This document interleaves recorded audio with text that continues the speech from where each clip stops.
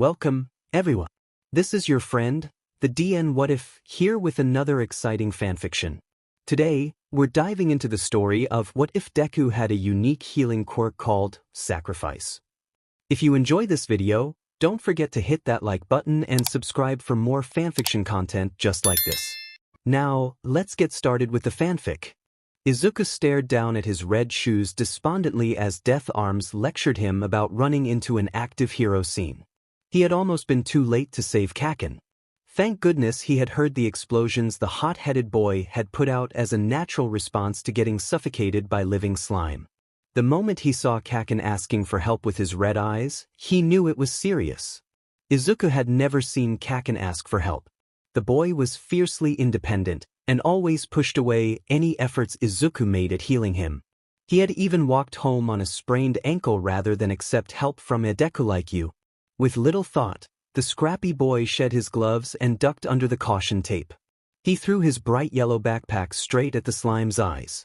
From the swearing, Izuku could tell he had hit his target, but he paid no heed as he grabbed at the slime covering his childhood playmate's face.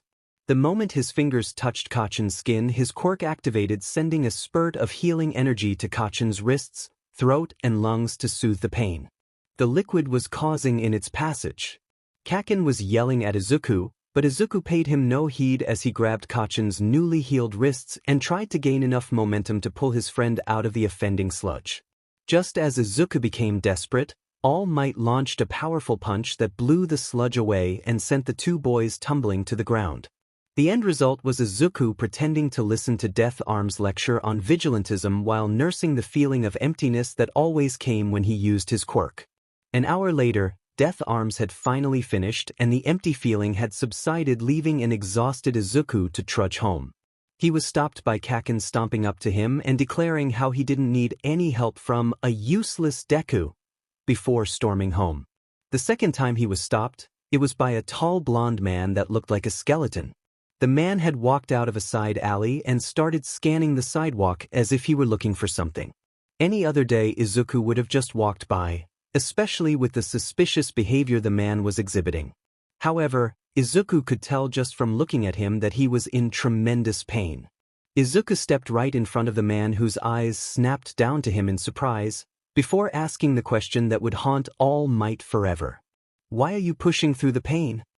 Toshinori Yagi did not know what to make of the boy in front of him.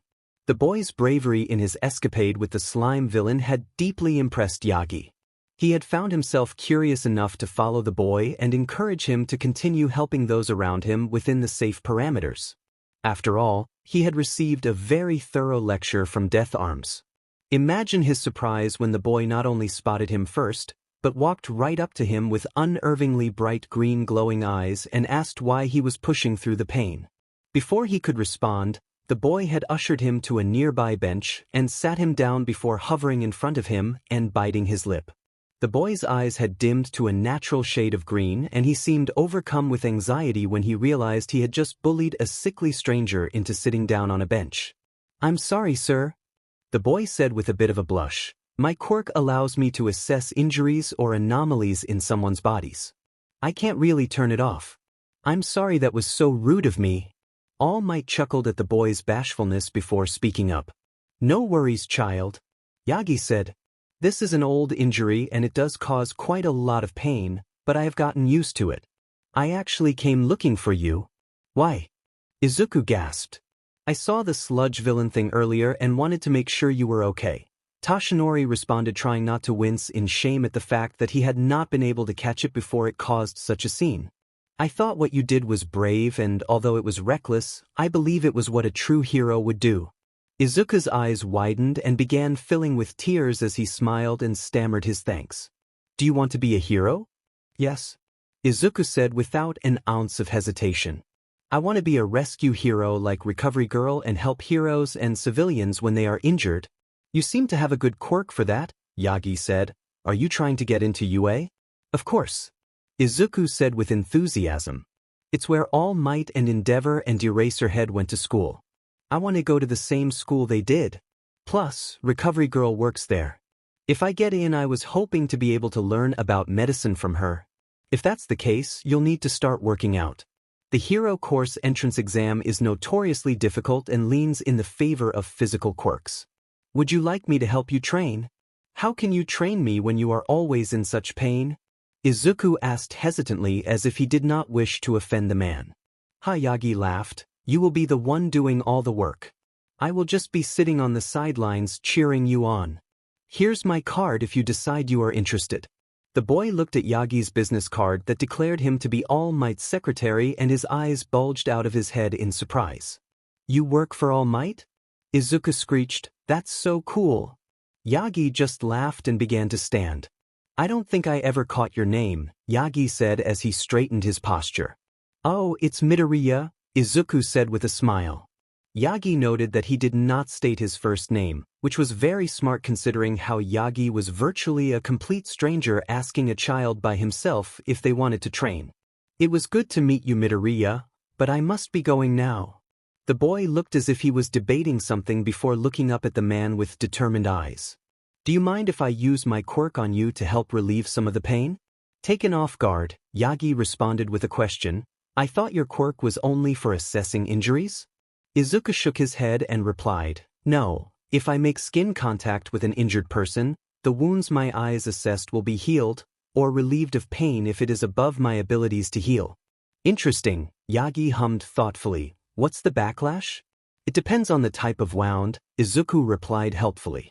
Usually, I just lose touch with my emotions for an extended amount of time, but sometimes if the wound is fresh I end up transferring the wound to my own body. Since yours is an old wound, I would just lose sense of my emotions for a while. If you're sure it won't be a burden, I would really appreciate that, Yagi said. Izuku nodded and took off a glove before extending his hands as if he was giving a handshake. With a little hesitance, Yagi placed his hand in the teen's. In mere moments, Yagi felt better than he had in years.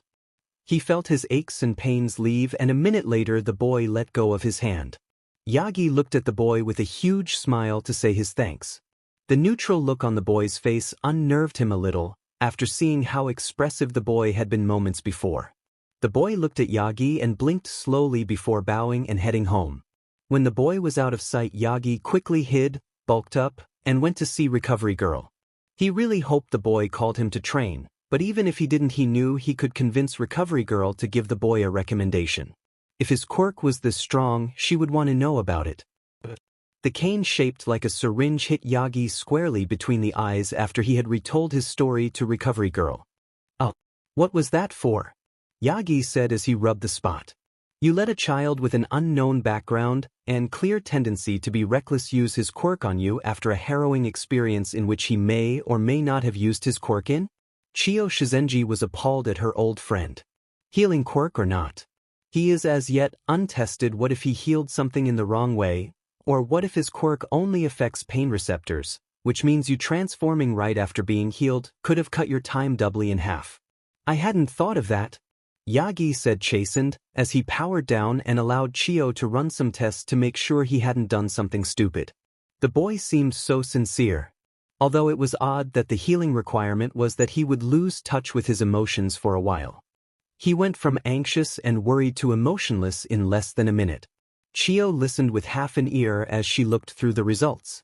It seemed the boy had partially blocked his pain receptors during the healing, but it looked like he had healed the fatigue and wear and tear All Might's body had gained since he lost his lung and part of his stomach. Chiyo hummed. I hope you don't have plans for the rest of the day. I need to do some more tests. What did you say the boy's name was? Midoriya, Yagi said. I don't know if that was his real name on account of the fact that he had green hair and green eyes, but I did give him my business card and offered to train him for UA. At this point Chiyo once again smacked him between the eyes. Stop doing things that make you look like a sketchy child and… Ouch. We'll have to have Nedzu figure out who this kid is, Chiyo said. If his healing quirk did what I think it did, this kid will be a target no matter where he goes to high school. I would much rather have him here. That's great, All Might said. I was hoping to ask you to recommend him if his healing was the real deal. Needless to say, Yagi had a prominent red mark on his forehead before he left the office that day. You say the child's quirk was able to alter All Might's vital organs to sustain his current strength without spitting up blood after transforming for more than 3 hours? Nedzu said as he went over the tests. That's correct, sir, Chio said as she watched the rodent's smile grow. Don't you dare tell that muscle head that information or he will try to push it until he is back in his previous condition. You and I both know he will likely push it anyway, Nedzu says with a small chuckle, but I won't tell him. What was the name and description Yagi-san gave you? Chio relayed the information which Nedzu quickly used to find several possible matches. There are 3 registered healing quirks within the possible age group Yagi mentioned, but none of them have green eyes. Did Yagi mention any other traits? Just that the boy's healing quirk was powered by his emotions. Nedzu says as he taps a few more keys on his specialized keyboard. Here's a possible match.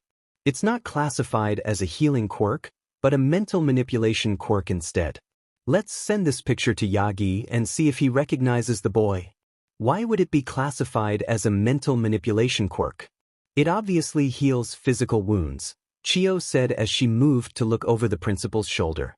Apparently, it originally manifested during an incident with his abusive father. The man was hitting his wife and Izuku touched him to stop the assault and the man dropped to the floor with a huge smile on his face. Investigators and doctors' notes said the boy had somehow altered the neural pathway that causes the brain to react aggressively, Nedzu explained.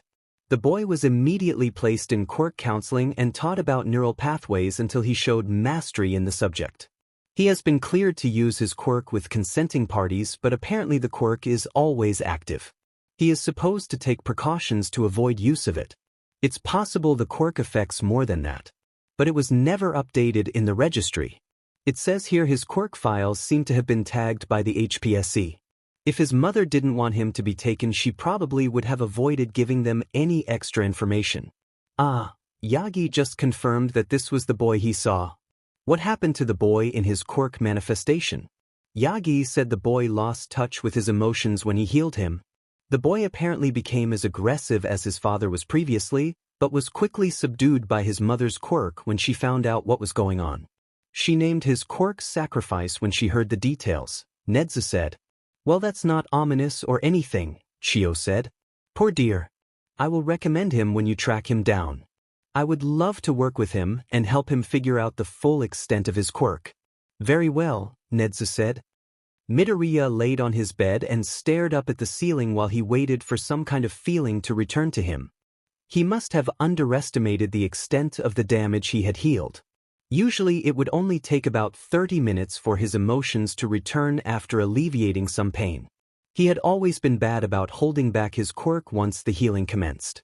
The man had been in pain, there was no doubt about that. If any normal citizen had been in that much pain, they wouldn't have been able to move, let alone hold a conversation and interact with others. Izuku glanced at the clock as he felt his emotions begin to return. It had been about 3 hours since he healed the man.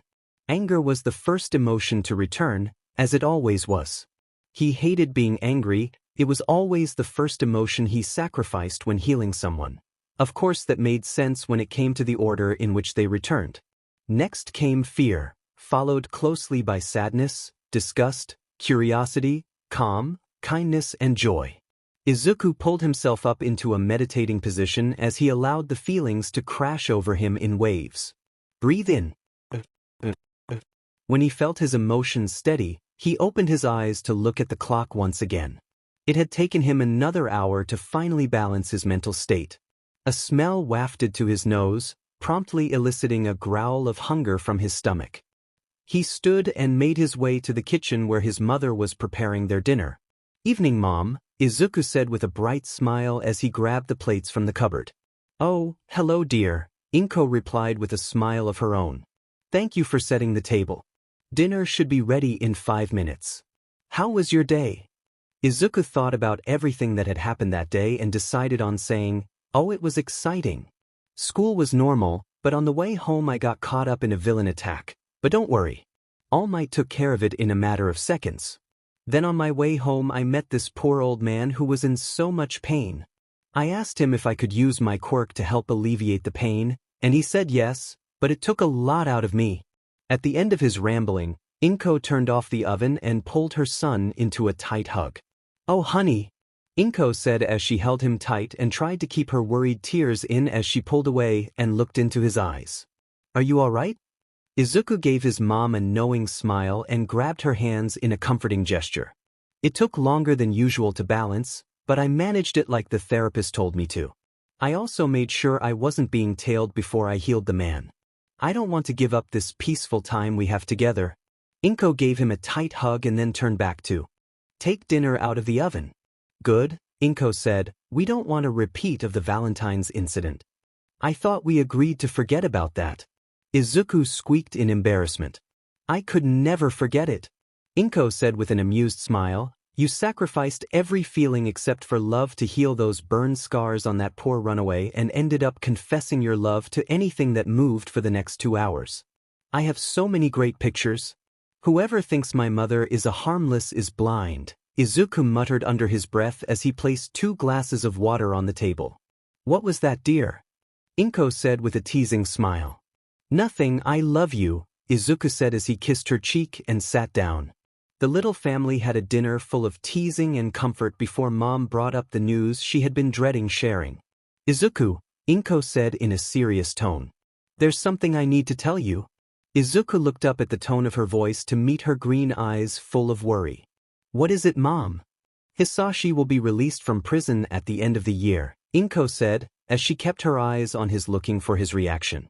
We still have a restraining order out against him, and I don't think he will try to contact us, but I thought I should let you know. Izuku froze at the news. Inko saw the fear and guilt flash in his eyes before he processed the rest of his sentence, and relaxed. Do you know where he's going to be staying? Unfortunately, not, although I was told that he has to report into his parole officer weekly and if he was spotted in our area we would be informed. Izuku's shoulders relaxed at the news. It's hard to know he's out there, but if he stays away it should be fine, right? Izuku said before he remembered the card Yagi had given him. I think I might start training to get into UA. I found someone who was willing to help me train. I have to do some more research though. The circumstances were a little sketchy when he handed me his card. Inko smiled at his nervous rambling, but cut in at his last comment. Just make sure I meet whoever you decide to train with. Izuku nodded, and then the pair cleaned up their dishes and got ready for their respective evenings. Inko Midoriya finished getting ready for her evening shift at the hospital while Izuku got ready for bed. Hisashi had been fairly wealthy before he was thrown in jail. When Inko divorced him, she had received a hefty amount of money as a divorce settlement as well as a monthly stipend for Izuku's child support from his lawyers, but Inko was cautious. She had picked up a job that she and Izuku could live off of and kept the money she received in the bank as a failsafe for if she ever needed to take Izuku and run from her ex when he finally got out of prison. She had updated their passports when she got the news and got visas started for the States if necessary. The man might be a villain now, but he used to be a popular hero. He had plenty of contacts from both sides of the tracks he could use if he really wanted to enact his revenge on an old ex and the son that had outed him as an abuser. Of course, that was just justification for arresting him. After he had been taken into custody, they had charged him with corruption among other things. He had gone from a respected hero to an infamous villain in a single night. She knew he was subtle and cunning. He always repaid his debts. He would come after them, it was just a matter of when. While Inko might not know if she was technically on his list, she knew her son was. She would do anything to protect him. Shaking herself from her dark thoughts, she gave Izuku a quick kiss on the cheek and headed out the door. She had made it 2 blocks before she got a call from an unknown number. She silenced her phone and let it go to voicemail. If it was important, they would leave a message. It wasn't until early that morning when her shift was over that she noticed that there was indeed a voicemail. Anxiously, she listened to it and felt some hope for her son's future in this country. Netsu had personally called his mother. Izuku was freaking out just a little. It turned out that that man really was All Might's secretary, and since his healing had been the real deal, he had caught the attention of Recovery Girl. That's why he was currently sitting in her office with a cup of tea having an in-depth conversation about quirks and health with his #1 idol. All Might was a very close second. Izuku thought there was no way it could get better than this until Netsu decided to drop in on their conversation. Young Midoriya, It sounds like you and Miss Shizenji are getting along just fine, the Chimera said pleasantly as he brewed a cup of tea for himself. Oh, hello Principal Nedzu sir. Midoriya said as he hastily stood and gave the principal a small bow. It's been a while since I could talk to someone who has as much knowledge as Recovery Girl does.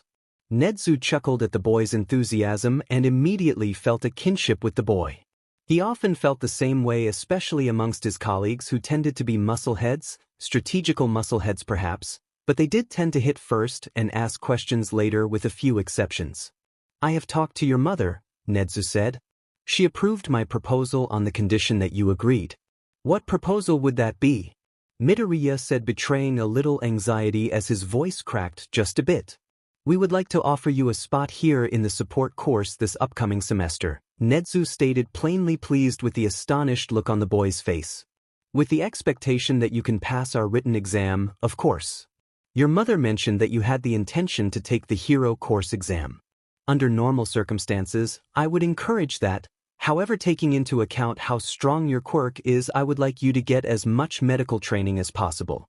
The support course would give you more flexibility to work with Recovery Girl and, should you prove yourself capable in Yagi-san's training, I would be able to make you a unique schedule that would allow you to train as both a support and hero student. Does that sound agreeable to you? Izuku's eyes were sparkling and he was hanging on to every word Nedzu said as if it were some precious resource that hadn't been seen in a million years. Are you sure? Izuku asked with his voice full of incredulity. I'm sure you've looked into my records, you know who my father is, and have seen the marks on my school history. You're still willing to give me this opportunity? Nedzu's eyes gained a calculating glint as he looked at the boy. Of course I have seen the records, but I have also seen footage from the school's security cameras and know they are not credible. As for your father, mine was a simple field mouse. Look at me now.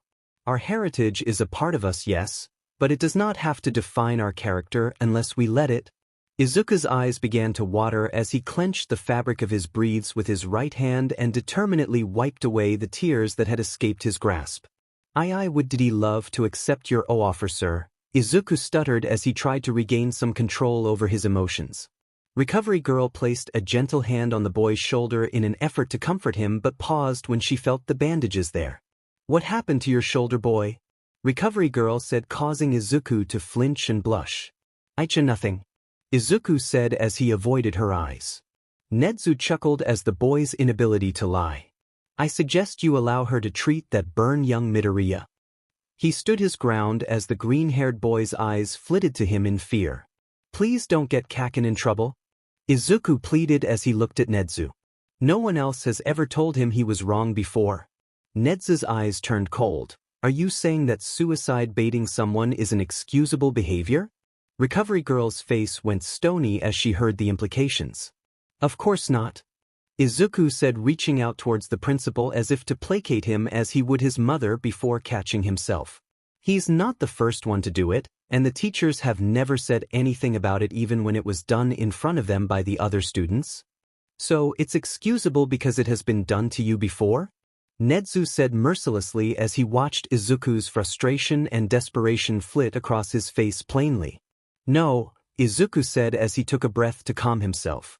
It's not excusable, but the blame should be put on the adults who allowed and encouraged it, not on a teen who doesn't know.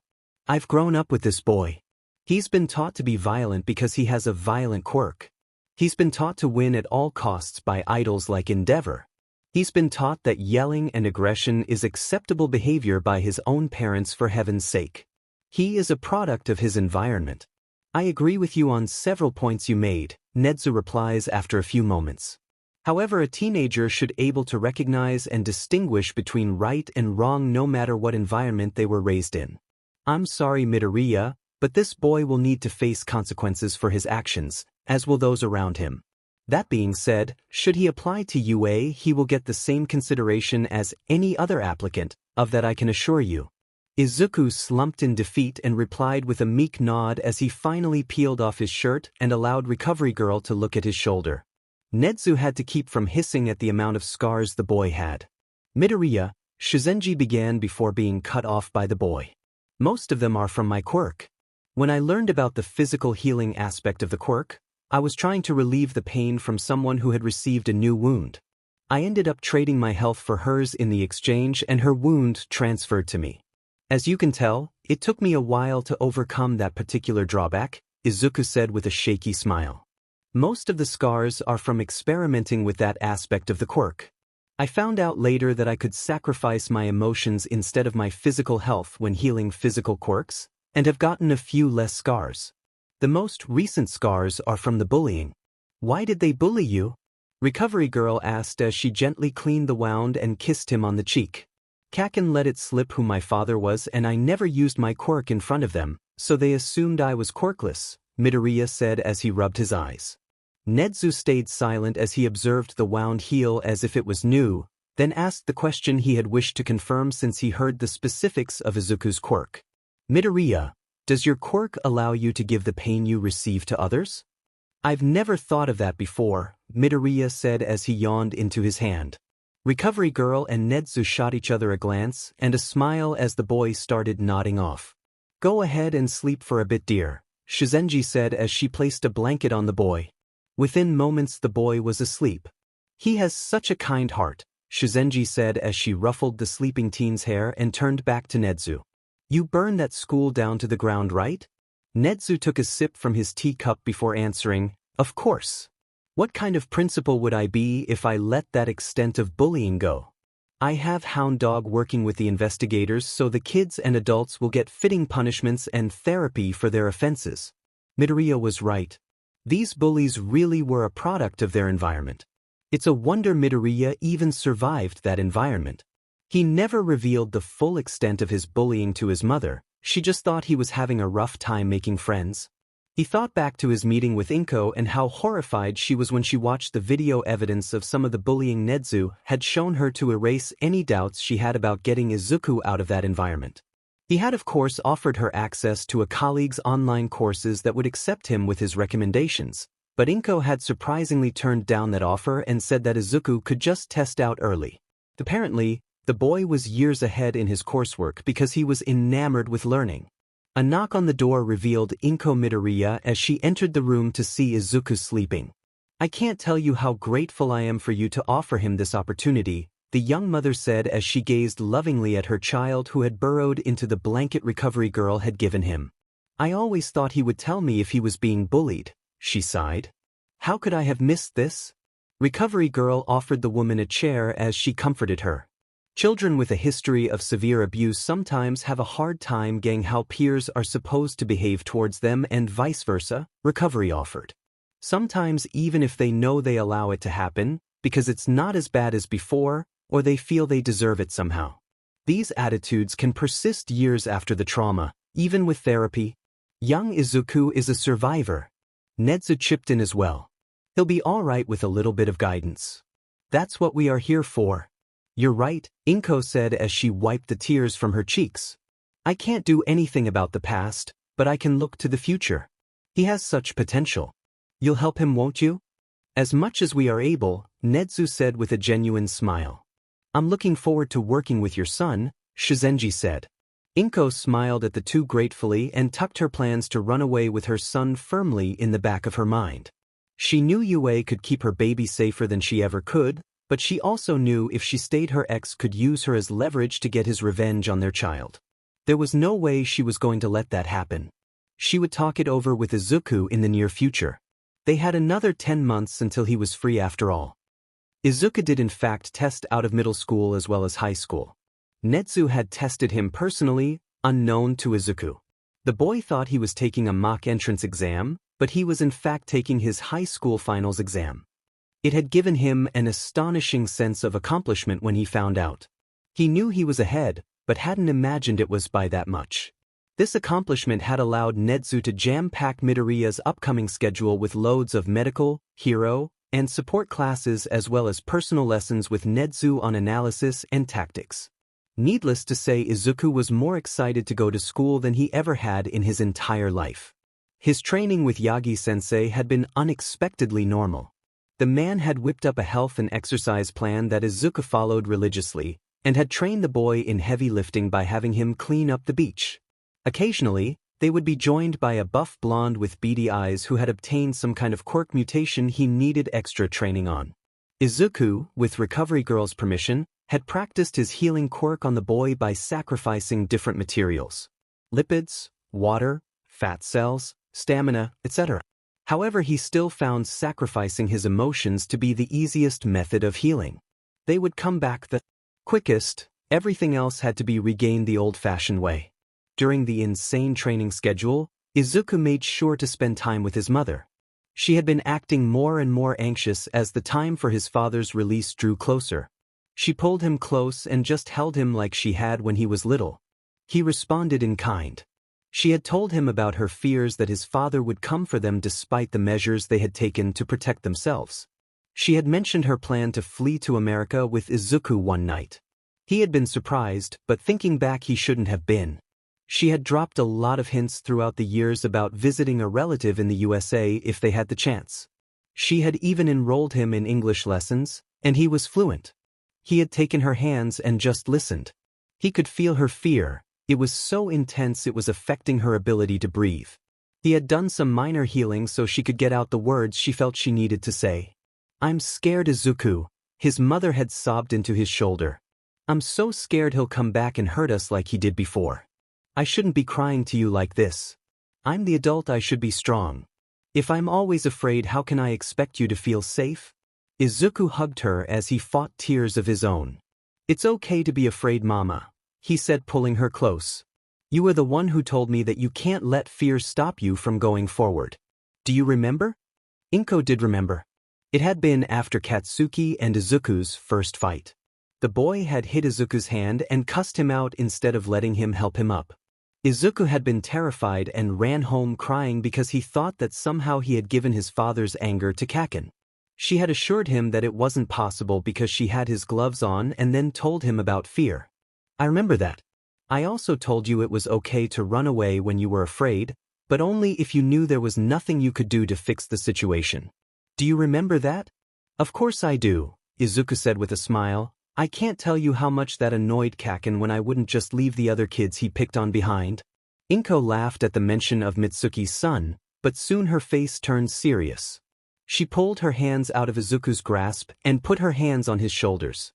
"Son, I am going to America to start over. I have a friend from college who is willing to help me get started.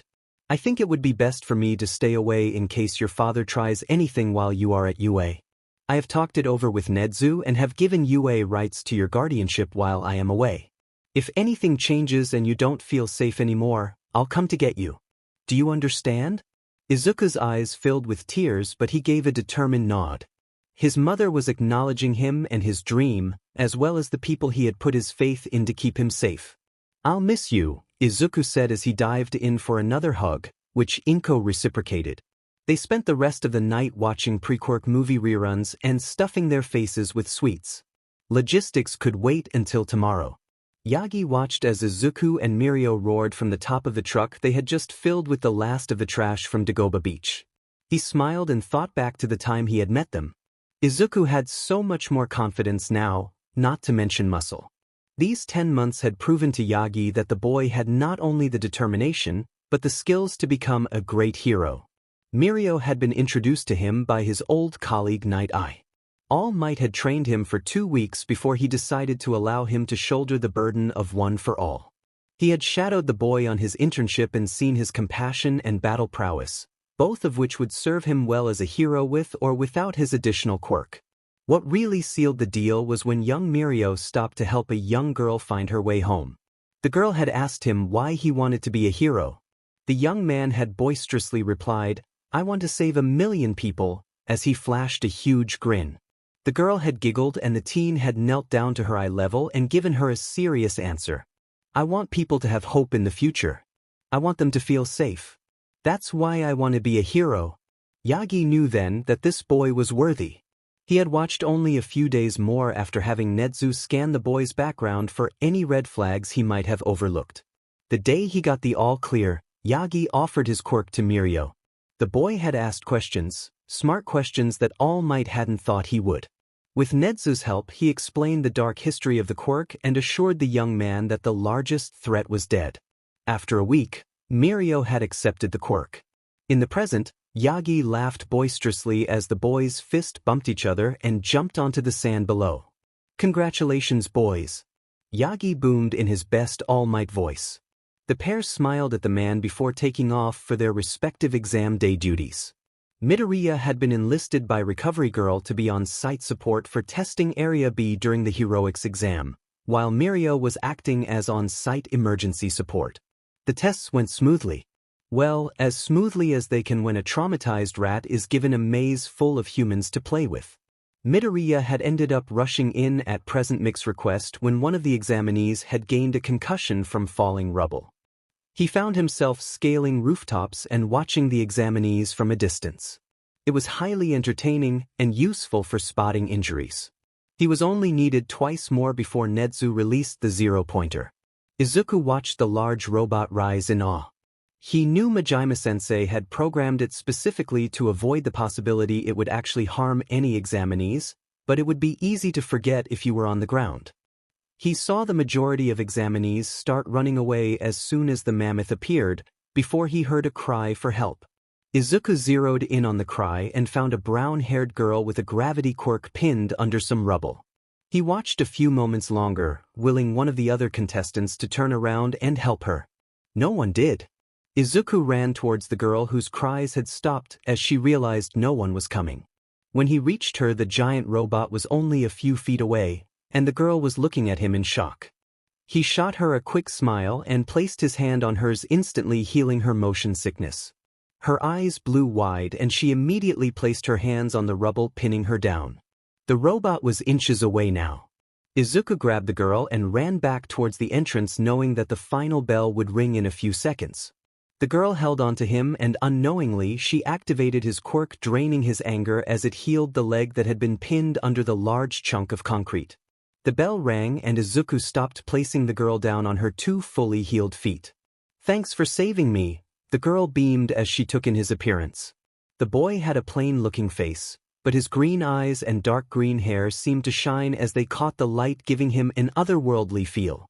She felt heat rising in her cheeks as she realized that she found this boy attractive. "No problem," the boy replied with a bright smile that made him look as innocent as purely fallen snow. "You should be fully healed now," he continued as the girl tried to blink the sunspots from her eyes. "I hope you scored well. Plus ultra," he said enthusiastically as he ran off to check on the other examinees. Netsu cackled as Yagi openly laughed at Izuku's obliviousness. "That boy is the smartest dumb person in the world, I swear." "Oh, you know the greenie?" Midnight asked as she tapped her finger against her chin.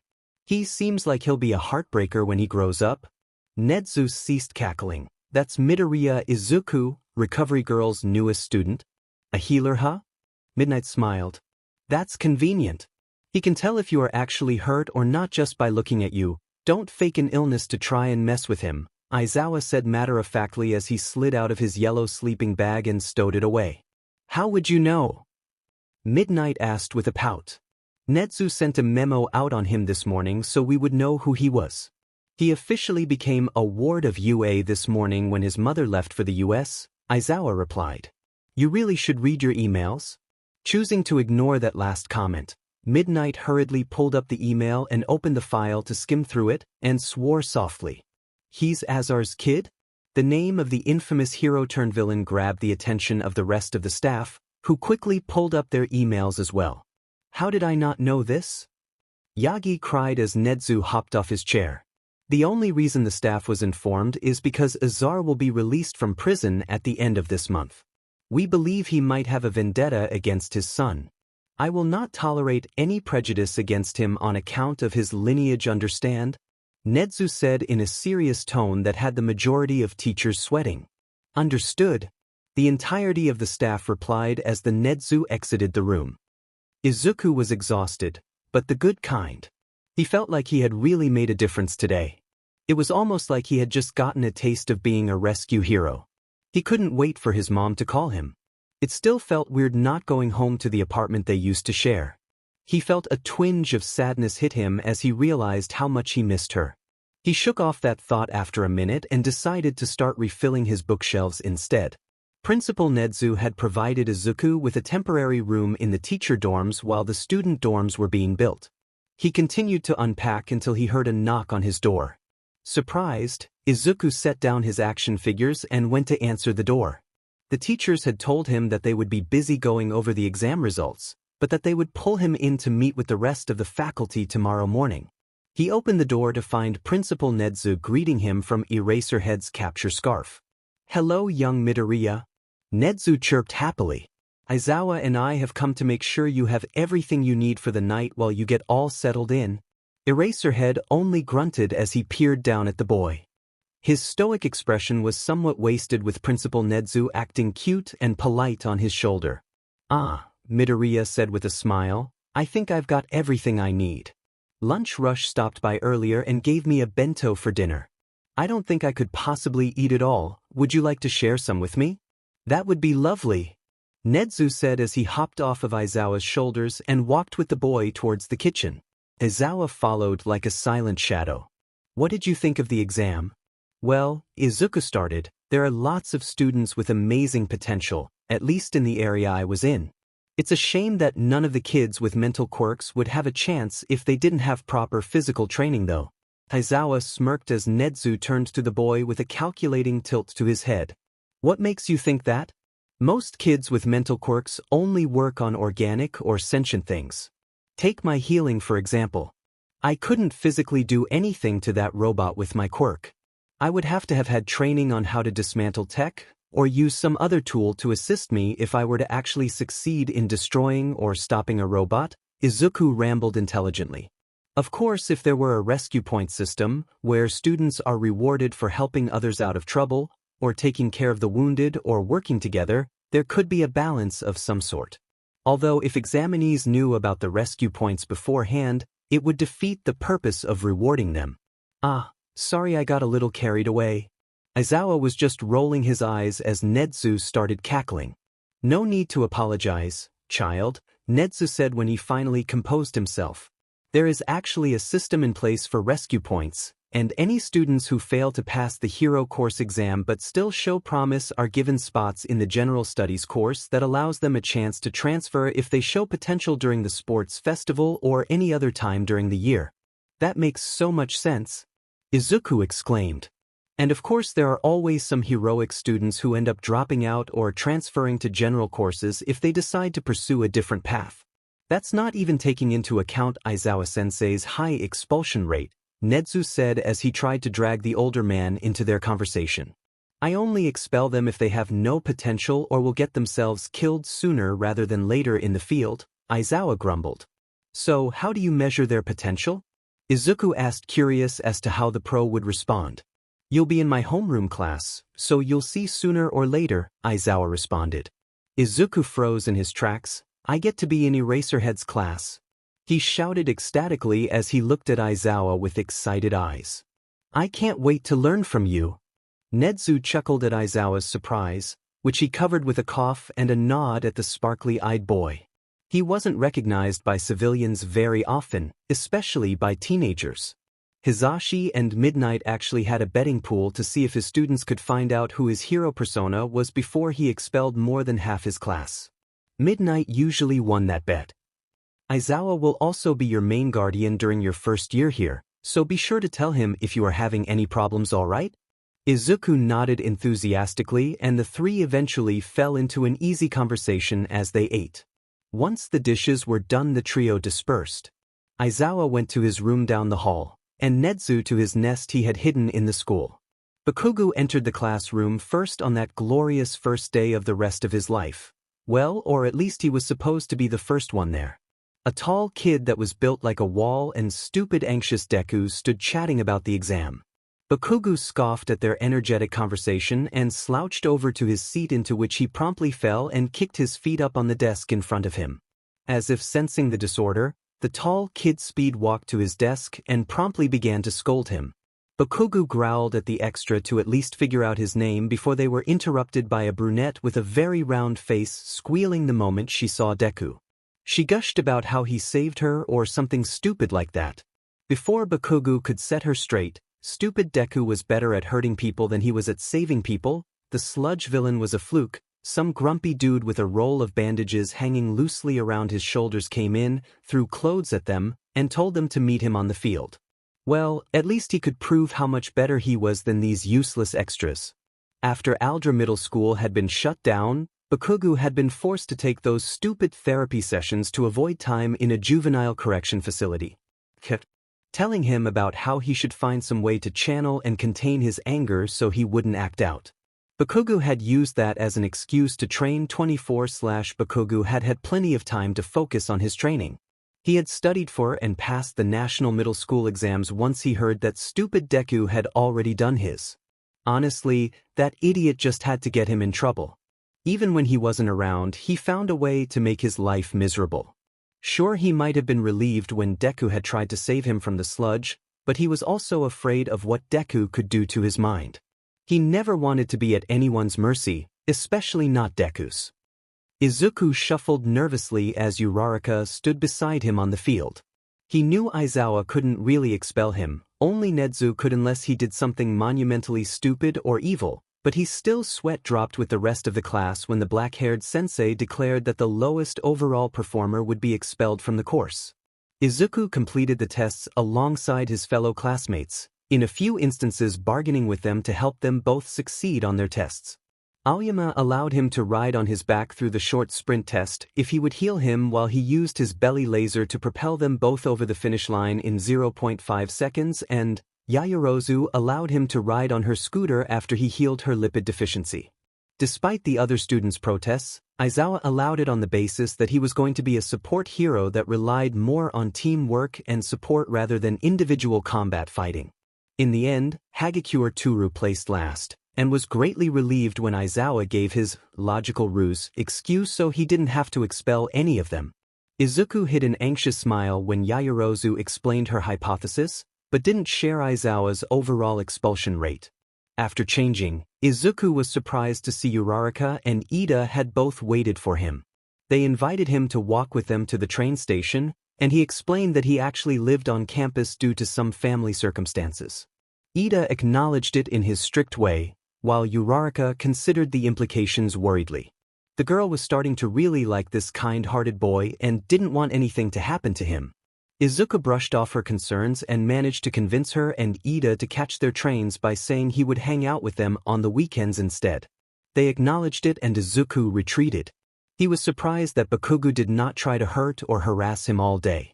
It was the first time Izuku had been in the same class with the boy, but hadn't gotten cornered or insulted by him once all day. He thought back to their youth and wondered where it all went wrong. Maybe it was when his father was arrested? Izuku and his mother had had to be put in protective custody until after his father's trial because of how high-profile the case had become. During that time, Izuku had been assigned to a quirk counselor who would help him control his quirk due to his connections to the Hero Commission. They were able to test his quirk and find out its abilities and drawbacks. When Izuku had shown an affinity for physical healing as well as mental manipulation, the quirk counselor had had several hushed conversations with his mother who had apparently been fighting the Hero Commission from trying to take custody of Izuku. The quirk counselor agreed to keep the healing ability secret from the Hero Commission, and Izuku had been able to stay with his mom. It had taken 3 months before Izuku and his mother were allowed out in public once more. Izuku had gone to find Kaken first thing. The blonde had given him a hug and then asked what his quirk was.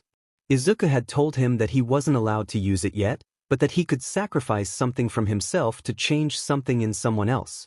Kaken had wanted to see it, but Izuku tearfully refused as Kaken became more and more aggressive in asking. Once the blonde had realized that the green-haired boy would not answer, he created little explosions on his hand and mumbled something Izuku couldn't quite hear. Then he spun on his heel and picked up his bug-catching stuff, leading Izuku to another group of boys. They had decided earlier that day that they were going to try and catch some beetles in the woods. Kaken led the way. The boys had followed him exactly, even when he tried to cross a bridge on the railing. Kaken lost his footing on the slippery rail and had fallen into the stream. The other boys called down to him from the railing, but Izuku had come down to make sure his friend was all right. That was when Kaken had slapped his hand away and started yelling at him.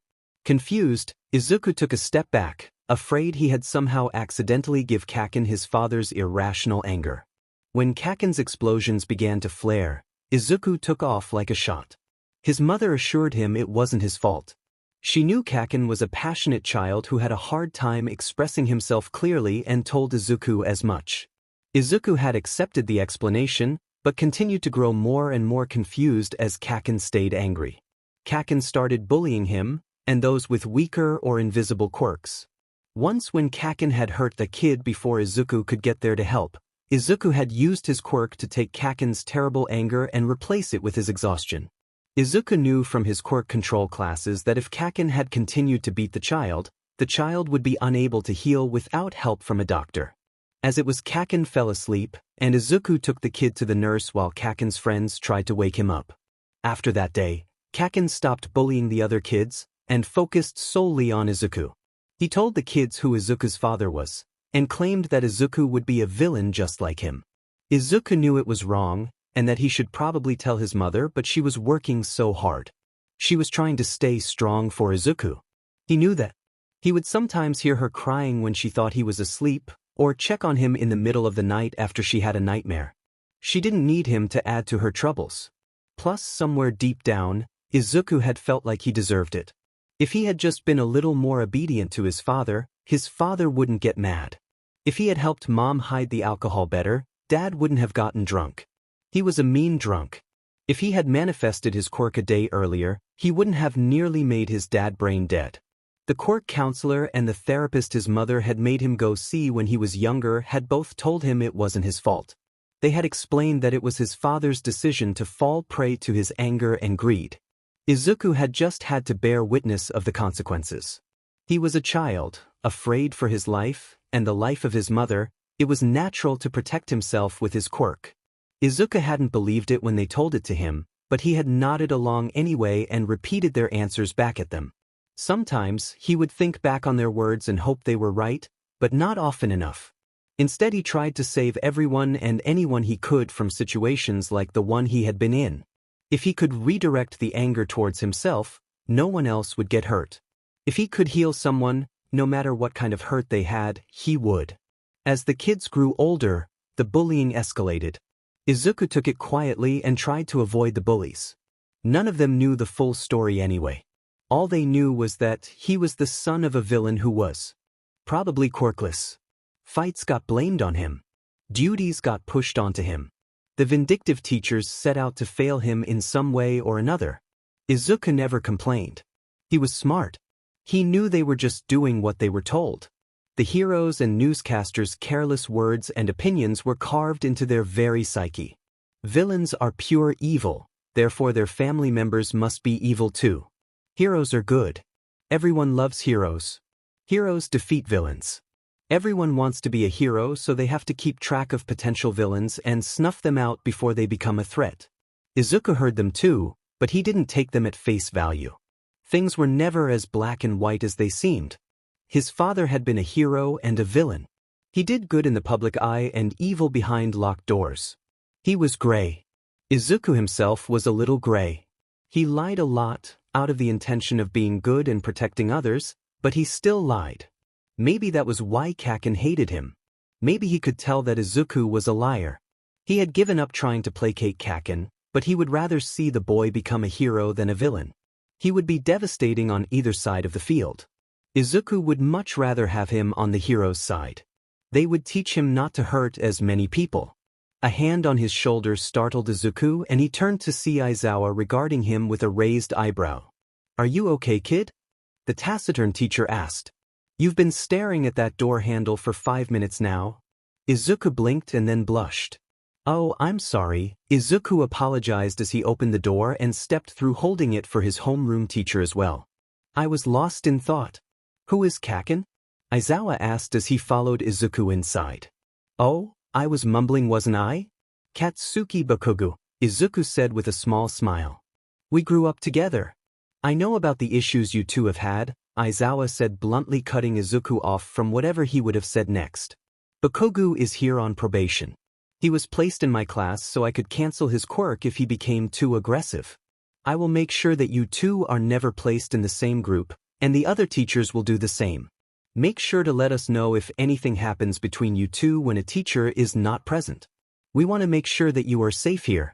Izuku blinked slowly as he tried to process the information Aizawa had given him. "Thank you, sensei," he said with a bow.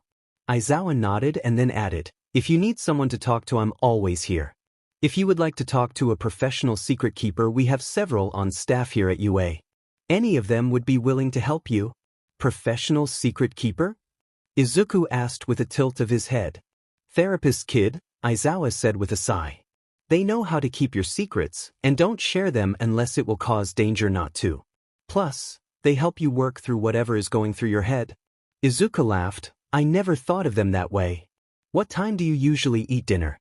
Aizawa blinked at the subject change, but replied easily enough, 6 o'clock in the common room. "Join me if you want." Izuku lit up at the invitation and then returned to his room to get started on the day's homework. The next day the class had their first heroics class from All Might himself. When he came in the door, Izuku sat up as if he had been struck by Kaminari's stray electricity. He recognized those wounds. He stared at All Might, trying to reconcile Yagi's skinny frame with this muscular giant.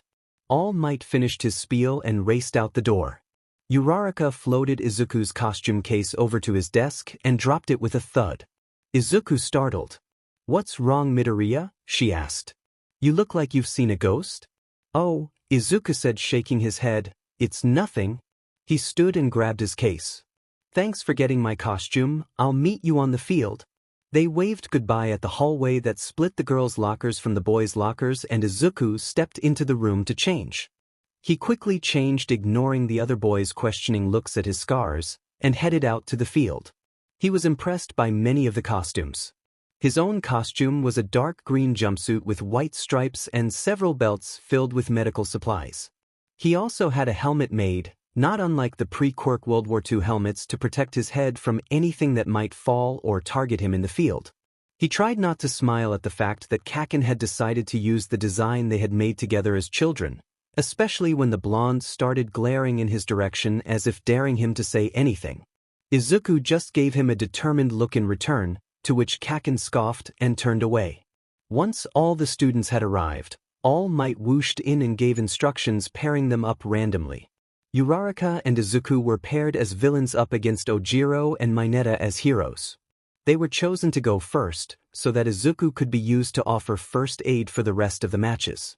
Izuku and Uraraka quickly moved the bomb onto the roof to avoid Mineta's ability to stick Uraraka to the ceiling and then split up.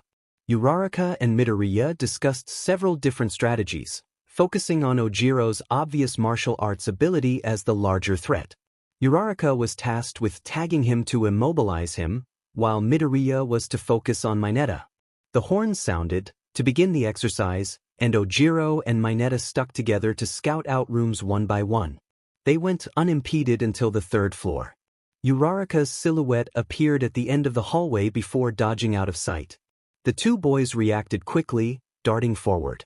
Ojiro ran into the room they supposed Uraraka had been in, and was quickly tagged by the gravity user, who proceeded to tie him up while he was still disoriented by the lack of gravity. Meanwhile, Mineta was still looking around, trying to figure out where his partner went. Uraraka giggled as she used her quirk to crawl out the window and head to the roof. Mineta finally caught on and yelled in protest as he quickly following the laughing girl out the window, proclaiming something or other about women who love to be chased, when he finally made it to the top of the roof. Upon reaching the roof, he was quickly punted off the 5-story building by Midoriya, much to the shock of the rest of the class. Uraraka giggled again as the sobbing Mineta saved himself from hitting the ground with a last-minute grab at the neighboring building. "I can't believe he fell for that." She giggled again as the team dressed in purple started to rally by climbing up the other side of the building. He was promptly punted off the roof a second time as Izuku sacrificed a shoe to Mineta's sticky quirk. After the third time, Izuku whispered in Uraraka's ear and she promptly nodded and took a spot next to the bomb. With exactly 10 seconds left, Mineta made it to the roof just in time to see Uraraka high-five the bomb. As the bomb rose, Mineta made a desperate dash. He threw down 2 purple balls in front of his feet and prepared to jump off of them to grab the floating bomb. Just before his feet made contact, he found himself pulled back with the yellow capture tape. Izuku had anticipated his move and had come up behind him with the capture tape. The bell for the end of the exercise rang, and Izuku immediately let the boy go. Ignoring the boy's tears, he checked him over for injuries, before nodding and moving down the stairs to find Ojiro and do the same. When the 4 hero students got to the bottom of the stairs, Izuku found his shoes and headed back into the observation room. Izuku knew that their match was probably anticlimactic to watch, but was pleasantly surprised to see the class was still awake when he returned. All Might pulled Izuku aside and whispered, "Why did you kick your classmate off the side of the building?" Izuku looked at him and answered seriously, "His quirk makes him bouncy." All Might just looked at him in exasperation, so Izuku explained. "Recovery Girl gave me a rundown on everyone's medical files so that I would better know how to heal them. Mineta is literally built to bounce. His quirk affects his physiology and makes his skin and muscles react like RBB when he makes contact with blunt objects. His suit is specially designed to monopolize on that fact, and even if it didn't I would have healed him." At this All Might promptly sweat dropped, while Jairu and Shoji did their best not to laugh. Mineta had literally turned half the class against him when he started openly drooling about the girls' costumes. All Might coughed awkwardly. "On that note, let's move on," and they did. Izuku had his hands full treating sprains, minor burns and frostbite for the remainder of the class. With the exception of Bakugo, who refused treatment in a huff when he lost to Todoroki and Shoji, everyone benefited from Izuku's healing quirk. Shizenji sat tapping away at her keyboard when Izuku walked in with an emotionless face. "Good afternoon, Recovery Girl," Izuku said as he subtly looked to see if there was anyone else in the infirmary. Curious at the boy's behavior, Shizenji looked around as well as she replied, "Same to you, Midoriya?" After confirming there was no one in the infirmary, Izuku looked straight at Recovery Girl and bluntly asked, "Is All Might Yagi Tashinori?" Recovery Girl just sighed, "I knew you would figure it out eventually, but not this soon." "What gave him away?" "He has the exact same injuries as Yagi-san did when I alleviated his pain," Izuku responded. "That was nearly a year ago," Shizenji exclaimed. "It took me 3 hours to recover from the backlash of that healing, and then he trained me on the beach almost daily until the entrance exams," Izuku explained. "I know his pain signature like the back of my hand, especially since I am not able to heal it." "That makes sense," Recovery Girl said. "I will have to inform All Might and the rest of the staff that you know and have you sign a non-disclosure agreement." Izuku nodded. "I figured that would happen, but I wanted to make sure I was correct instead of assuming." "I have no qualms about signing the agreement."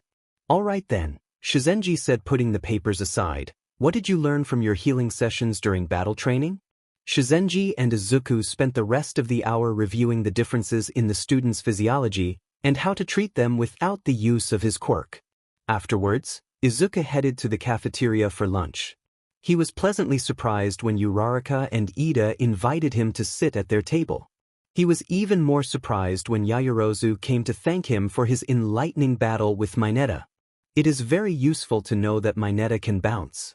Thank you for sharing that information," she said with a bow before returning to her table. "She and the other girls are plotting revenge against Mineta because he found a way to peep into the girls' locker rooms," Uraraka whispered. "Shouldn't we tell Aizawa-sensei so he can find and block the peephole?" Izuku asked. At the same time, Ida gave a lecture about how inappropriate Mineta's behavior was for a hero.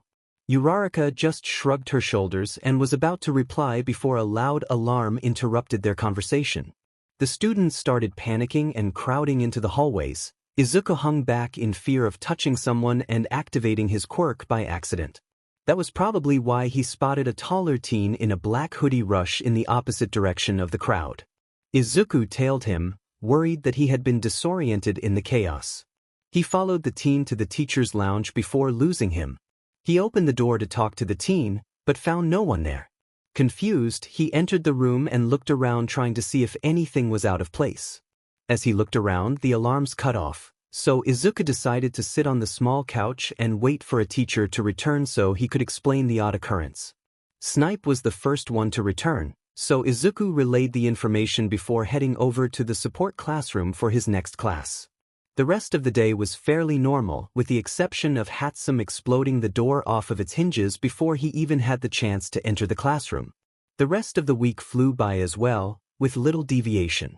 Izuku felt more at home in the classroom than he ever had, and would sometimes wonder how long it would last.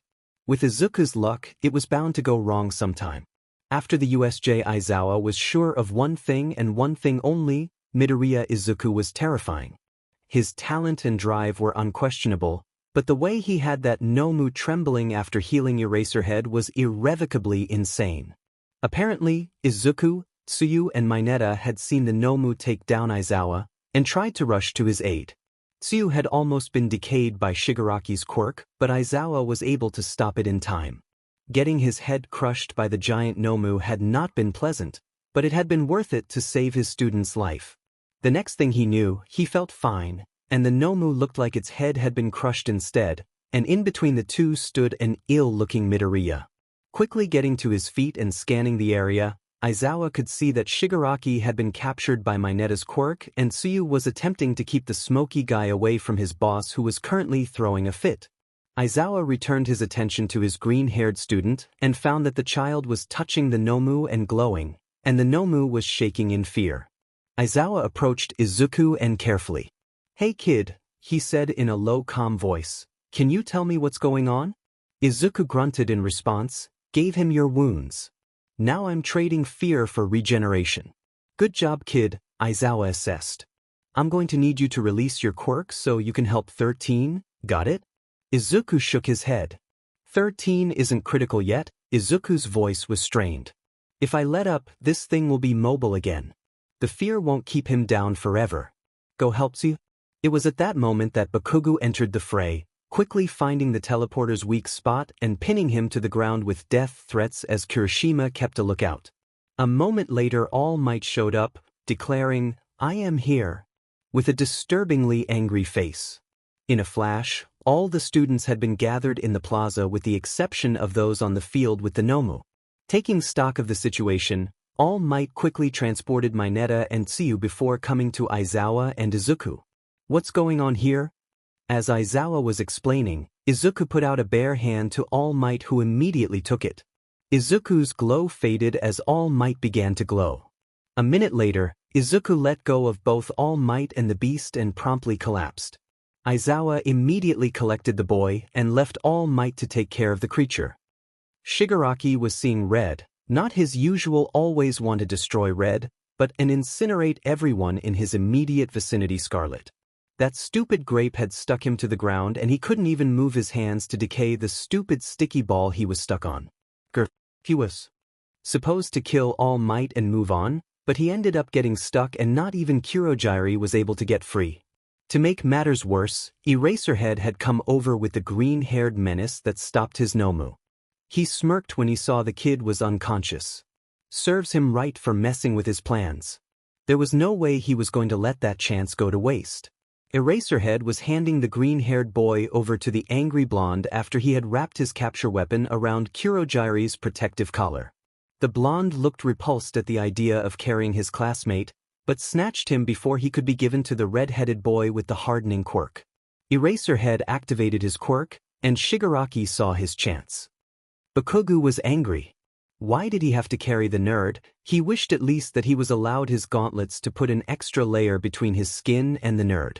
The only reason he left his teacher behind was because he had literally seen the man take on a small army just earlier that day.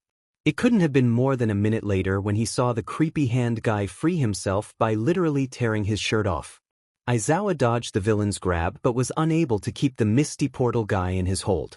The pair of villains were immediately surrounded by smoke and reappeared on the side of the field where the battle between the Nomu and All Might was taking place. Grumbling, Bakugo dumped Midoriya next to 13 and turned to watch the fight. All Might hadn't felt this good in years. He didn't know what Midoriya did to relieve the pain, but whatever he did, it was working. He pummeled the Nomu, taking into account its regenerative abilities that Aizawa had mentioned. It seemed to have some kind of shock absorption as well as enormous strength. If he had not been healed by Midoriya, he knew this fight would be more of a struggle than it was. He grabbed the Nomu by the shoulders and tried to slam his head on the ground before he was half surrounded by an inky black cloud. The Nomu roared with the top half of its head popping out of another black hole a few feet away. All Might quickly released the beast and jumped out of the portal before it could close and cut him in half. Out of the corner of his eye, he could see that Shigaraki had somehow freed himself from Mineta's quirk and was trying and failing to land a hit on Aizawa, who was dancing around all of his attacks gracefully. A loud shot rang out in the dome as Snipe landed a hit on Shigaraki's knee. Shigaraki howled in pain and began scratching his neck in frustration. Kurojiiri acted quickly, portaling the young man and himself away. All Might got ready to dispel the force from another of the Nomu's punches, but once the portal closed, the beast stopped dead as if it had been sucked off. Once All Might was sure the Nomu would no longer move. He sped around the USJ collecting the students and taking out any threats that were still moving around. These kids had been through a lot. Aizawa went to check on Midoriya once he found the rest of his students were already. He found the boy had woken up and had healed 13 who had long since duct-taped her suit back up. The boy himself seemed listless and exhausted. He spared a glance at Aizawa before allowing himself to succumb to unconsciousness once more. All Might was stunned. He looked at the X-rays with tears in his eyes as he realized just what the boy had done. "He healed me," All Might whispered.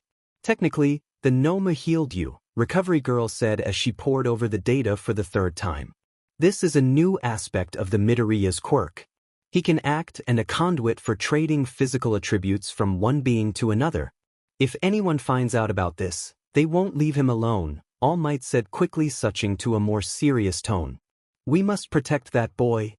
"We already are," Nedzu said as he sipped his tea in the corner. Luckily, none of the other students really understood what happened when he healed you. They just thought that he was transferring pain he had accumulated from healing others to keep the Nomu suppressed. "If Izuku remembers anything when he wakes up, we will have to help him keep this ability secret and out of public view." Nedzu set down his teacup and stood to leave. "I promised his mother I would take care of him. That's what I intend to do." Aizawa slumped into the uncomfortable hospital chair next to his student's bed and sighed. Classes had been cancelled for the rest of the week, allowing him a slight break from his grueling schedule, but Izuku had not yet awoke after pushing himself and his quirk to the limit. Considering that the boy had been able to heal All Might's missing lung and stomach, he figured the kid deserved a rest. He thought back to the emergency meeting Nedzu had had with the staff. The rodent had been downright terrifying when he demanded they keep this ability secret. "Come on, kid, it's been 2 days already," Aizawa mumbled under his breath. The doctors had assured him that the boy was only suffering from exhaustion, but he really hated seeing any of his students in a hospital bed. It made him feel like a failure. As if hearing his quiet demand, Izuku stirred. His bright green eyes slowly opened and he looked over as his teacher. "Sensei?" he asked in a quiet voice. "I'm here, kid," Aizawa said as he pressed the button to summon a nurse. "You're in the hospital for severe quirk exhaustion, but you are okay." Izuku's brows furrowed as if he was trying to remember something, but couldn't. "Something happened at the USJ, right? Is everyone okay?" "Yeah, kid," Aizawa said, trying to ignore the warning bells going off in his head at the kid's lack of memory. "The doctor will be in a little bit to check you over. What do you remember about the USJ?" "Not much," Izuku said as he pushed himself up into a sitting position. "There was a boat, then you were hurt, and All Might was so tired and 13 was hurt. I think I hurt someone or something. I'm not quite sure." Aizawa hummed acknowledgement of the boy's answer as the doctor came in. He quickly asked Izuku some questions and marked down some notes after giving him a checkup. Izuku complied as he became more and more alert of his surroundings. After the hospital staff left, Izuku once more looked at Aizawa. "I hurt that creature, didn't I?" Aizawa returned Izuku's stare without answering. "I gave him my fear and took something from him." "Sensei, what did I take?" Aizawa sighed wearily. He could practically feel the kid's anxiety about this new aspect of his quirk. "You took his regenerative ability and gave it to me and to All Might. You saved both of our lives with that trick. Without you, I would almost certainly have died." All Might's lungs and stomach were completely healed. "Was the SWH permanent, or did I just take the energy of his quirk and transfer it to you both?" Izuku asked with a careful expression on his face. "The Nomu kept his quirk, but none of the fear you were trading for it. You were just siphoning the energy from his regenerative quirk to yourself and others," Aizawa said. "You did light up like a Christmas tree though." Izuku didn't reply. instead bringing his hand up to his chin and mumbling quietly to himself. Aizawa stood up and put his hand on the kid's shoulder. Nedzu is having the staff keep this new development for your quirk under wraps for now. Shizenji will be working with you on it, but for now, you can take it easy. Izuku startled at the gesture from the stoic man, before flashing him a grateful smile. Thanks. Sure kid. Mineta felt like a hero when he walked into class on Monday. He had been able to capture a villain. It might have only been for a few minutes, but his quirk that had once been ridiculed had been useful. The only reason he had friends at all in middle school was by owning how perverted his quirk could be. After all, as a 4-year-old he had named his own quirk Sticky Ball. Ignorance is bliss, until you are blindsided with it by bullies in the middle school locker room. Shaking those unpleasant thoughts from his mind, he moved the door to the class open and strode in proudly. I am here, Mineta said as he hopped up on the teacher's desk and posed dramatically. Kaminari, arguably his best friend since school started, flashed him a goofy grin with both thumbs up. So, Mineta, the blonde said, Tsuyu told us you helped keep a villain down. Nice job, man. Mineta preened under Kaminari's attention. It was nothing, Mineta smirked as he brushed some imaginary dust off of his uniform. I saw an opportunity and I took it, that's all. Tsuyu just rolled her eyes and went back to her conversation with Hagakure. Mineta had been extremely useful in restraining the villain, but only because Aizawa had managed to erase his quirk and Mineta had tried to punch the villain with his quirk out of pure fear. The snot had not been pretty, and that was coming from a girl who could secrete mucus from her pores. Shut up and sit down, you are wasting time, Aizawa said when he pushed open the door to begin class. Tsuyu raised her hand. What? The grumpy teacher said as he stared Tsuyu down. Where's Midoriya? Tsuyu asked as she tilted her head to the side. Her fellow green-haired classmate had not come in yet, and she was worried that he was still hurt from the USJ incident. Midoriya is fine, Aizawa said in a bored tone. His schedule has changed slightly, so he will be in a different class until hero training. You'll see him then. If you have any more questions, ask him when you see him. For now though, we need to focus on something more important. The students leaned forward in tense anticipation of his next sentence. The school sports festival is coming up, you'll need to prepare. A sigh of relief swept through the students. Principal Nedzu has decided to continue with this event despite our recent troubles. Plus Ultra and all that. Yaoyorozu, you are in charge of organizing practice slots for the gyms, good night. That said, Aizawa swiftly slid into his sleeping bag and fell back asleep. Chaos resumed as the class began to clamor excitedly over how to prepare for the sports festival. Uraraka, meanwhile, glanced at Midoriya's empty desk with a small frown. She knew he was okay, he had been texting her and Ida since he woke up, but she still worried. Her thoughts were interrupted by Ida's loud reprimand for order, and her thoughts turned to the festival. Midoriya had never been so busy in his life. With the festival coming up, there had been so many extra patients in the infirmary that he had been using his quirk without a break for almost an entire week. He had no idea how Recovery Girl did it day in and day out. His only breaks were during heroics and Nedzu's special lessons. Izuku practically crashed in his room once the day was done with only enough energy to call his mom. She had been beside herself with worry when she heard the news about the USJ, but Izuku had convinced her that he should stay at UA despite her misgivings. His father had been released nearly a month ago, but neither his mother nor Izuku had seen hide nor hair of him. It was almost as if the man had just disappeared.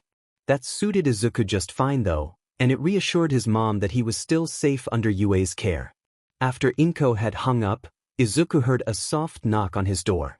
Izuku opened it to find Uraraka and Ida standing there with sheepish expressions on their faces. What's up? Izuku said with a smile.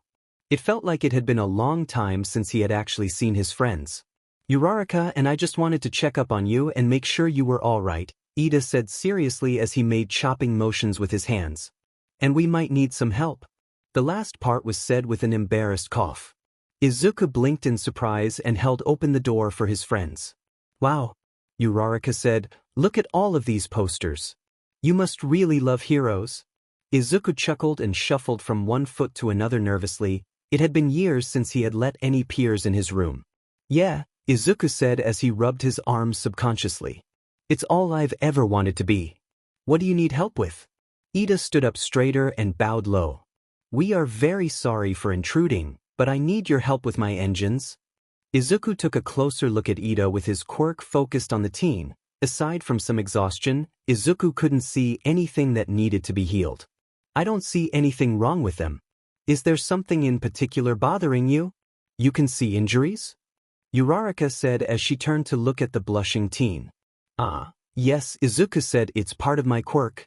Ida blushed and bowed again before very loudly declaring, I'm sorry for lying. We just wanted to hang out with you and couldn't figure out a way to get past Aizawa-sensei without saying we wanted you to help us with a training injury. Izuku blinked in surprise while he tried to process what Ida had just said, before bursting into tears. What's wrong? Uraraka asked, instinctively reaching out to Izuku, who put up his hands to wipe away the tears. I'm sorry, Izuku said between sobs, it's just been a while since someone wanted to hang out with me. I thought, you would find me scary or something? Why would we ever find you scary? Ida said, flabbergasted at the boy's words. I wasn't there or the majority of USJ, but I heard nothing but good things about your actions from the students who saw you. You healed our teachers and helped stall the villain until help arrived.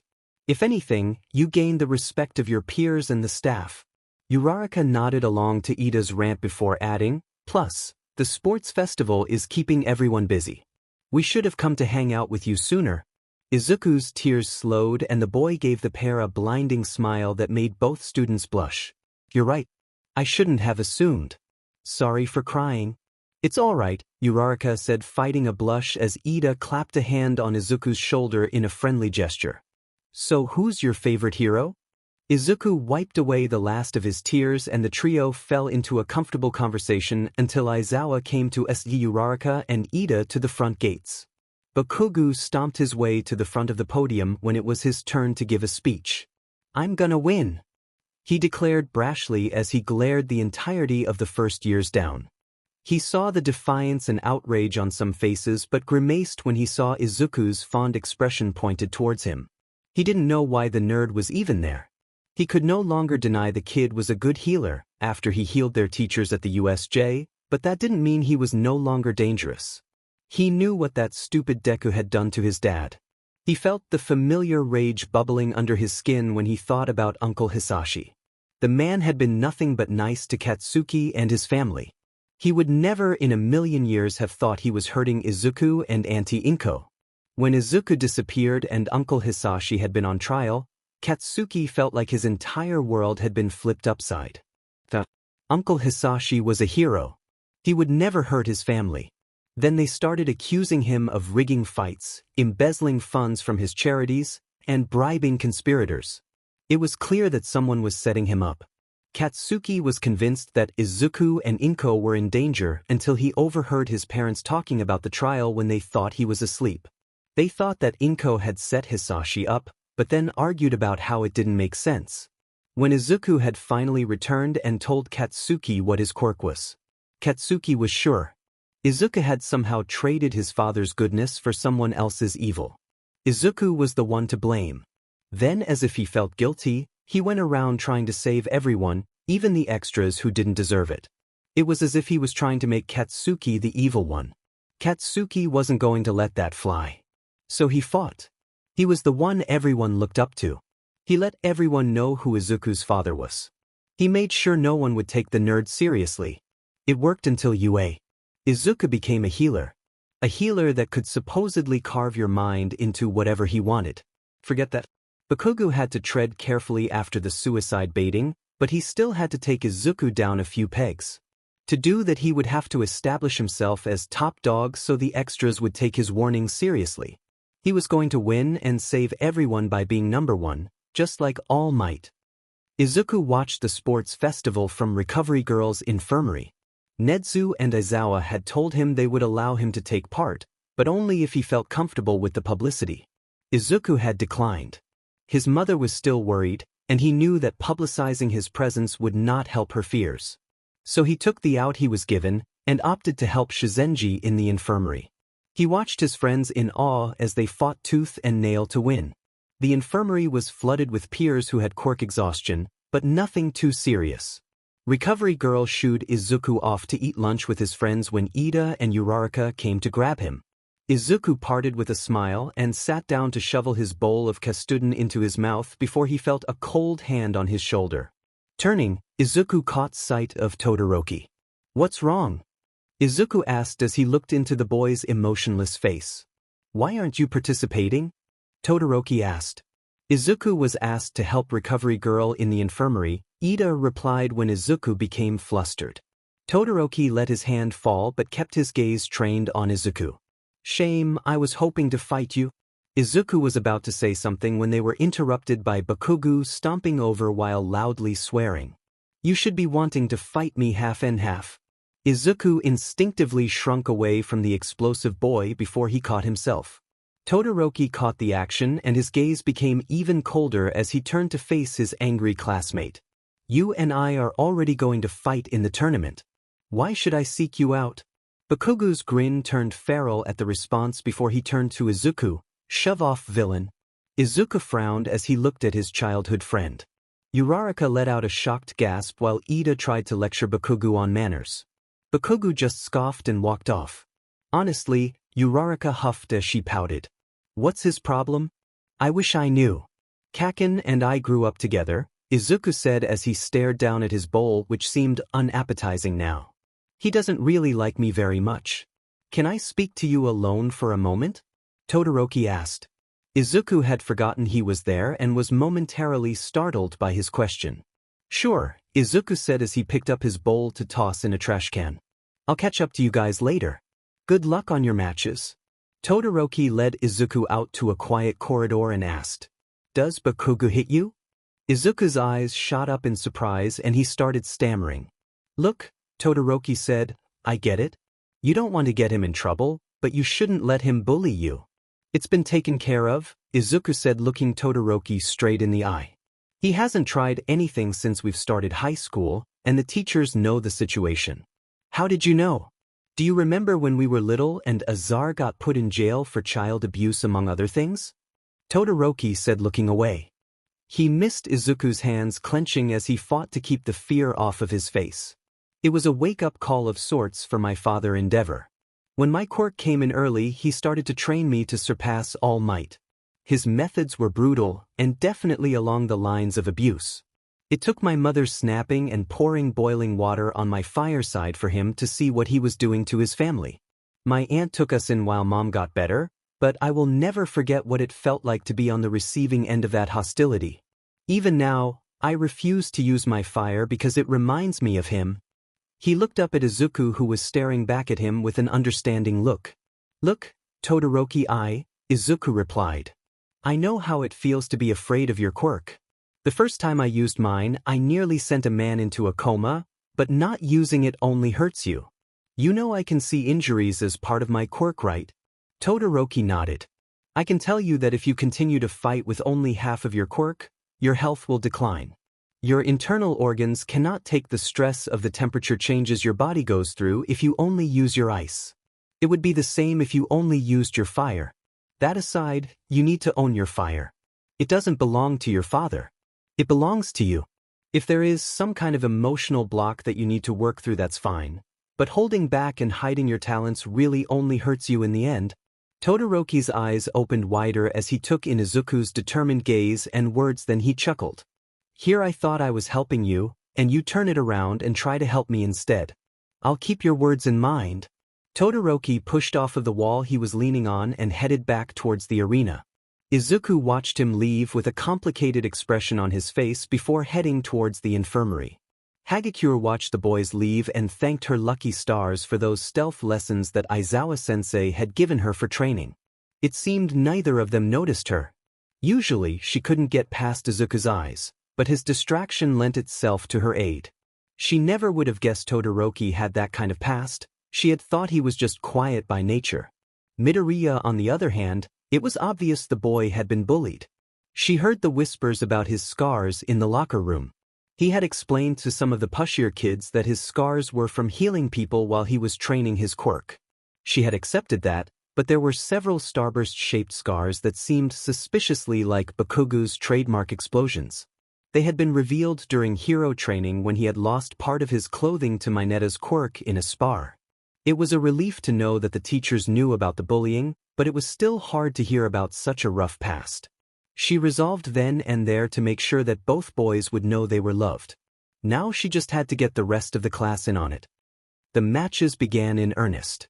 Izuku had never been so grateful for a contestant with a mental quirk. Any match the general education student took part in ended painlessly in mere moments. The rest of the battles were riddled with injuries.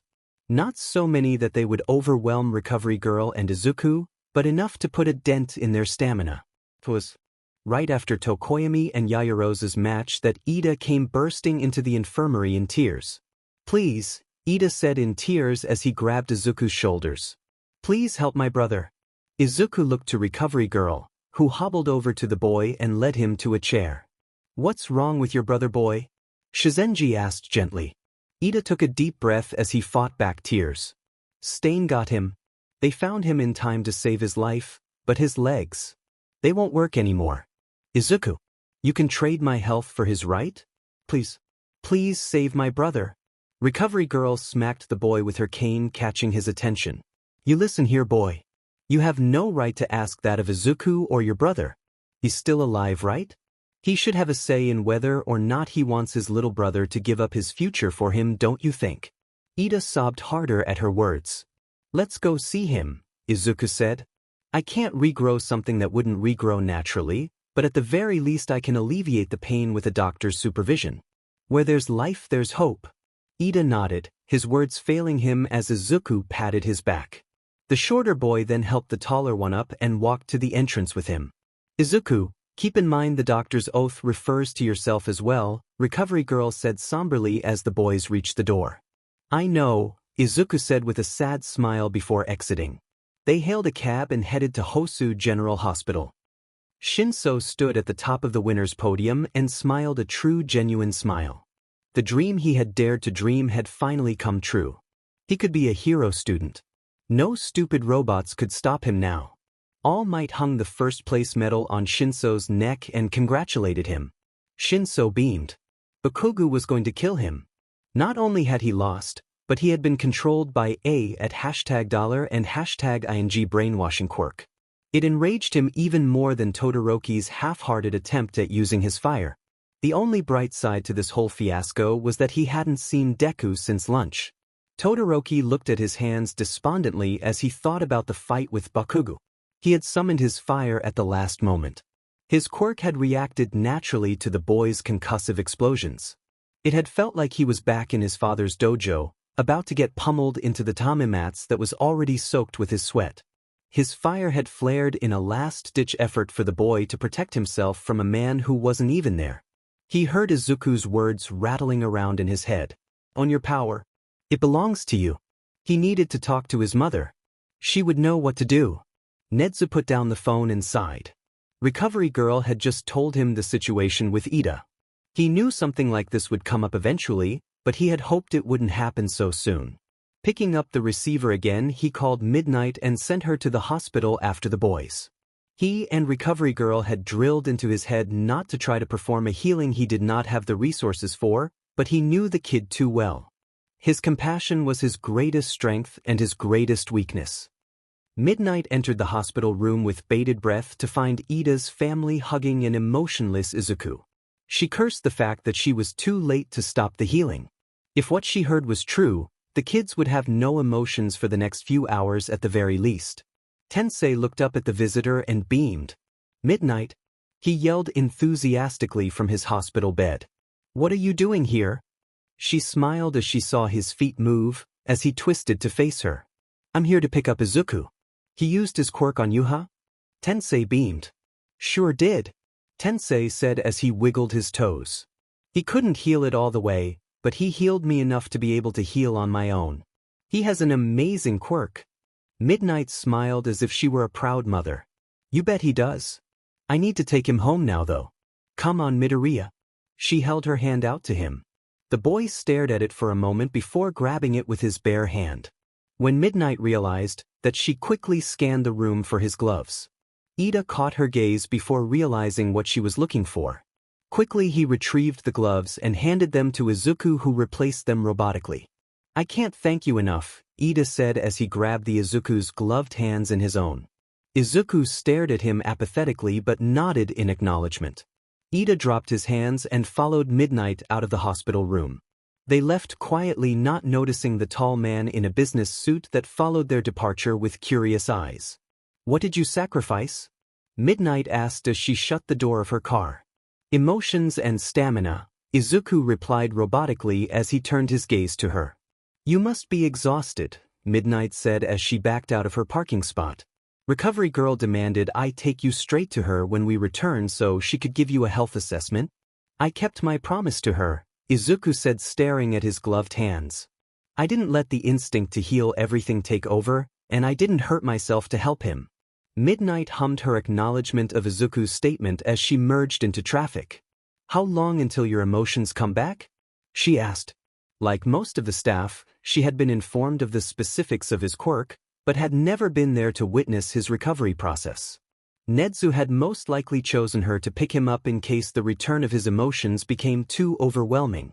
"It's not as bad as All Might's, so probably an hour," Izuku said quietly. "I might fall asleep before then. My mother said I sleep talk when I fall asleep after a healing, so just ignore me unless I go feral." Midnight traded any dirty jokes she would have normally made with that comment with a quiet hum. "Do you want me to knock you out for a bit?" she asked. "Yes, please," Izuku replied, already closing his eyes and relaxing back into the chair. Midnight smiled and released a small portion of her quirk, letting the boy fall into a deeper slumber than he probably would have had otherwise. It didn't take long for the sleep-talking to start. Midnight nearly swerved out of her lane in shock when she heard Izuku let out a long string of curses. She had to suppress a chuckle when she heard his extensive list of expletives. If it wasn't confirmed before, it was now. He has definitely grown up with Bakugo Katsuki. That boy could swear like a sailor. The swearing lasted for almost 10 minutes before it turned into whimpers. Midnight was tempted to pull the car over and comfort the boy through the tears that were welling up in her own eyes. "Please stop hurting, Mom, I'll be good." "Dad, it hurts, what did I do wrong?" "Kaken, please stop." If she had doubted Azar's guilt before, she didn't now. She was relieved when the sobs stopped and were replaced with giggles and laughter, closely followed by a string of love confessions to anything and anyone he had seen in the last few hours. It took about 30 minutes before Izuku stopped sleep-talking and started quietly snoring. It took another 30 minutes for Midnight to return to UA. Aizawa met them in the parking lot along with Nedzu and Recovery Girl. Aizawa deftly unbuckled the gangly teen and carried him to Recovery Girl's office as Midnight tagged along. Aizawa laid the boy down on a cot and watched as Shizenji started fussing over the boy. "You saw it?" Aizawa said as he looked at the tear tracks running down Midnight's face. The BDSM hero just nodded silently before looking at Aizawa with a pitiful look. Aizawa wordlessly held out his arm to let his old friend hide the new bout of tears running down her face in his shoulder.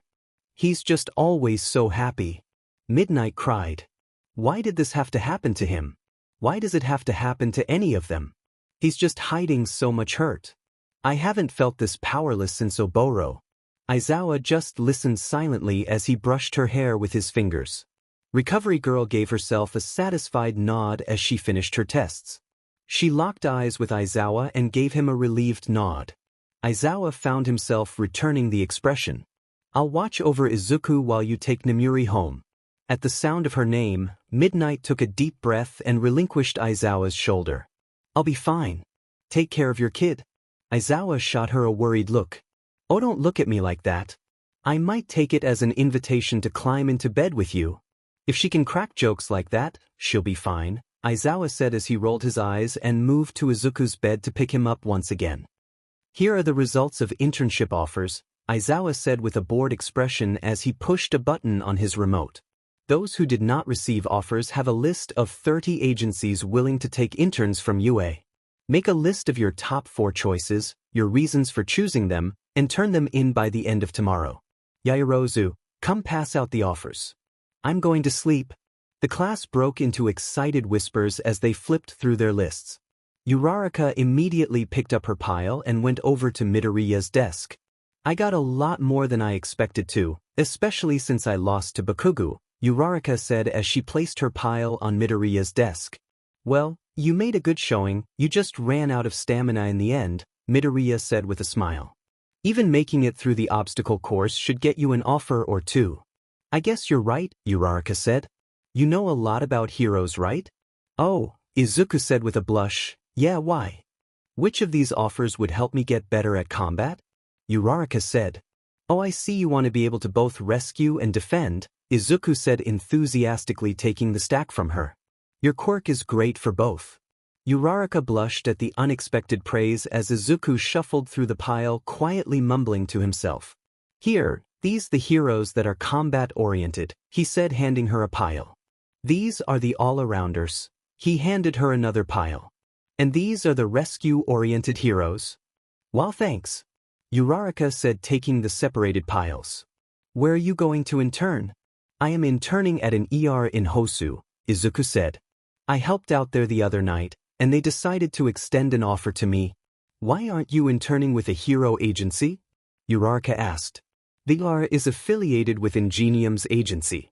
They provide emergency assistance when the agency's own staff isn't enough, Izuku said. After the USJ, I wanted to focus more on how to efficiently spread my healing resources in times of crises. Plus, they will have a larger range of patients I can heal with varying body types and ages. Wow, that's so cool, Uraraka said. She was about to say more when she heard Ida cough behind her. Excuse me, Ida said. But can I borrow Midoriya for a moment? Oh sure, Uraraka said. Alone if possible, Ida said with an embarrassed blush. Oh of course, Uraraka said in surprise. I'll just head back to my seat. Thanks again Midoriya. No problem, Izuku said as he waved. So Ida, what did you need? I wanted to thank you once again for what you did for my brother, Ida said bowing at a perfect 90-degree angle. That's not necessary, Izuku said, please stand up. No, I also wanted to apologize, Ida said from his uncomfortable position. As Recovery Girl said, I had no right to ask that of you. It was selfish of me. Ida, Midoriya said blushing at the attention the boy was garnering from the rest of the class. He put a hand on the boy's shoulder. It's all right. Ida looked up at Izuku to see a sincere smile and a faint blush of embarrassment. I would have done it whether or not you asked. I am always glad to help a friend. Ida promptly began to cry as he held Izuku's hand. You are the best friend anyone could ask for Midoriya. He shouted in between his sobs, causing several classmates to come and check if he was all right. Izuku just laughed awkwardly and said, Call me Izuku. Of course, Ida said standing up and wiping his tears. Call me Tenya. Izuku nodded and laughed with a genuinely blinding smile. Bakugo seethed as he watched the exchange from across the room. Whoa, Kirishima said. I don't know what Izuku did, but it must have been really something if he got Ida to cry. Teach, Bakugo said as he turned away from the scene. The nerd doesn't know how to do anything but hurt. Ida's going to be crying soon enough. Whoa bro, Kirishima said. That's not cool. I notice you always refuse healing when he's the one doing it. What do you have against Midoriya? None of your business, Bakugo barked as he returned to his pile of offers. Kirishima shrugged and looked at his own pile. Todoroki looked over at the blonde and the redhead with curiosity. What about the shy green-headed boy could have Bakugo so afraid? Before he could think about it any farther, Hagakure came over. Todoroki-san, who are you picking for your internship? The stoic boy blinked in surprise. In the 2 months since school had started, no one had tried to talk to him aside from Yaoyorozu and Izuku. He wasn't great at starting conversations either, so the fact that one of the most excitable girls in the class was talking to him out of the blue was rather confusing. I'm interning with Endeavor, Todoroki said, adjusting his gaze so it was where he imagined her eyes might have been. What about you? Todoroki listened as the girl chattered on about her choices. It was comfortable, almost like listening to Fuyumi chatter about her college classes while their aunt made dinner in the kitchen. Hagakure was thrilled. Step 1 in her and Aoyama's Let Todoroki and Izuku Know Loved plan was a success. It was rather surprising that Ida had a waterworks show, but Izuku seemed delighted to have a friend that would call him by his first name. Todoroki was the one she was more worried about, but it seemed the boy was a little more shy than standoffish as his stoic demeanor would suggest. If she didn't know better, she would even say he enjoyed listening to her chatter. She couldn't wait until internships were over for Phase 2. Izuku was certainly not expecting to be in an alleyway at any time that night, so how the heck did he get here? His internship had started out normal enough. It had been exciting to work in a real hospital. Dr. Chiseiji, the art director, had been nothing but kind as he informed Izuku of hospital protocols and ER patients. The ER was blessedly slow, at least it was until Nomus began to fly around the city. Patients started coming in left and right. There was no time to rest. Izuku scurried around the ER distributing bandages, ointments, gloves and the like wherever they were needed. About 30 minutes in, the hero native had asked for a field medic to help him with a downed patient. Dr. Chiseiji had grabbed Izuku's shoulder and pushed him to the forefront. "We can't spare any staff on the field, but this in turn should be able to keep your friend stable until help can get there," Dr. Chiseiji said. "Remember your training, you can do this." With that, the doctor was gone to see another patient, and Izuku ran after Native. The building collapsed under the heat of Endeavor's flames and trapped a few citizens, Native explained as they ran towards the building. "It seems like they are a young couple. I stabilized the building, but they are too large to make it out of the small opening I was able to find to get them out. Do you know their quirks?" Izuku asked as they found the scene.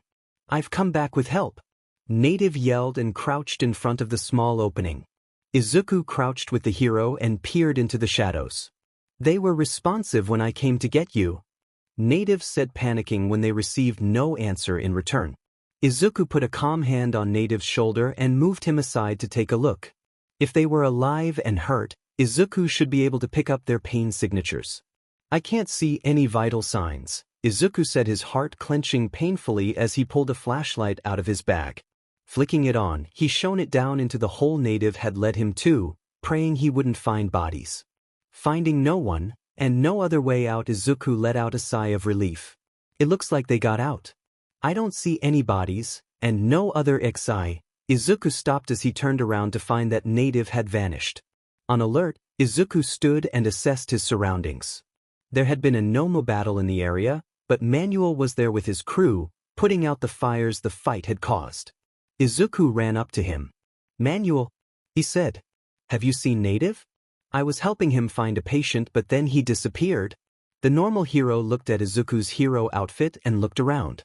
"No," Manuel replied, then looked over his shoulder. "Ida, have you, Fifi? My intern is missing as well." "Ida Tenya was your intern? I go to school with him." "You take care of the fire," Izuku said. "I'll see if I can't find them." "All right," Manuel said, "but be careful. Call for help if you need it." Izuku nodded and started moving away. The only way Ito would have left his post was if he saw something was wrong elsewhere, Izuku mumbled as he began searching the area close by. "Wait," Izuku stopped for a moment as his body turned cold at the thought of Stain being in Hosu. If he saw Stain, there's no way he wouldn't have gone after him. Same for Native. Let's see, Stain's attacks have always taken place at night in the alleyways. Alright, let's check there first. If I can get to the rooftops, it will be easier to scan the area. Having made a plan of action, Izuku scaled the closest building that was not currently on fire and prayed as he quickly jumped from roof to roof looking for the hero and his classmate. 2 alleyways away from the fire, Izuku spotted them. Native was unconscious, slumped against the wall and paralyzed, but not overly injured. Ida was face down, about to be impaled by a worn katana. Quick as a thought, Izuku dug out the tranquilizer gun he had commissioned from the support department and took his shot. The hero killer jumped back, just barely missing the tranquilizer dart that was aimed at his chest. Cursing, Izuku pulled out his cell phone and sent out an SOS to the hero line, leaving his phone on so the encounter was recorded regardless of the outcome. Well, what do we have here?" Stain asked as he spotted Izuku from his rooftop. "You shouldn't butt into things you don't understand," the bandaged man sneered at the green-haired youth. "I think I understand plenty well that you were just about to impale my friend with your weapon," Izuku said, standing tall. Hoping against hope the other heroes got there in time. How did you paralyze them? Izuku! Ida yelled with tears of frustration in his eyes. Run now. That's Stain, the one who hurt Tensei. Oh, Stain said, his eyes darkening considerably as he hears Ida's yelling. So you do know the fake hero in training? What makes him fake? Izuku asks as he jumps to the fire escape below, praying to keep Stain's eyes on him until the pros get there. The longer he can get him to talk, the more time the heroes have to make it. He left his post to chase after the ideal of revenge, Stain said. Are you sure? Izuku asked, tilting his head as if he was curious while subtly pulling out a smoke grenade filled with Midnight's quirk essence to use if the talking didn't give the other heroes time to get there. How do you know he didn't just see you hurting a hero and come to help? Are you that naive? Stain asked, gripping his blade a little tighter. I knew from the moment he barreled around the corner this was poor Ingenium's little brother. Why else would he be in the area? Izuku, please, just run. Tenya pleaded. He was terrified that the healer would be killed right in front of his eyes. The greenette just shot him a calming smile as he continued to talk to the serial killer. How was he supposed to know that Native was paralyzed? Izuku asked, keeping his eyes trained on Stain. Your quirk isn't public knowledge. He could have assumed Native was just down for a moment. If he got it made a distraction and allowed Native to run, he would have been heroic in his actions, correct? Stain laughed as he walked back over to the fallen student. He didn't even see Native lying there. He only saw me. I could feel the bloodlust when he laid eyes on me. Tenya? Izuku asked, for the first time addressing his friend. Is that true? All I could think of when I saw him was how much he hurt my brother, Tenya said, squeezing his eyes shut to avoid the look of disappointment on his friend's face. I wanted to stop him from doing that ever again. It seems like a case of mixed motives to me, Stain, Izuku said, staring into the red eyes that were still burning with the intent to kill. He acted out of anger, but for a heroic reason. That would prove he's got heroic potential, wouldn't you say? It's not enough to have potential, Stain said as he moved back towards the boy and raised his katana once more. He has just as much potential to be corrupted by his anger. How many victims will he create from his anger and fear before he starts actually living up to his true potential for good? Izuku knew there was no more time. Pulling up his gas mask, he threw the grenade and smoke began to fill the narrow alleyway. Stain immediately tried to cover his nose with the scarf, and Izuku jumped down to scoop Tenya in his arms. Thank goodness for moving refrigerators with all might and Mirio, or he doesn't think he would have been able to pick the teen up at all. With a roar, Stain drove his katana into the pavement where Tenya had been only moments before as Izuku ran towards the road. Realizing his quarry was no longer where he left it, Stain jumped up the wall. This allowed him to get out of the smoke's range and try to find where his prey went. He spotted movement in the fog and immediately threw a dagger only to hear it clang to the ground as if it had hit a wall. As the smoke cleared, Stain saw he had indeed thrown his dagger into a wall of ice, and he was alone with the flame hero Endeavor. Todoroki grunted as he ran with Native in his arms.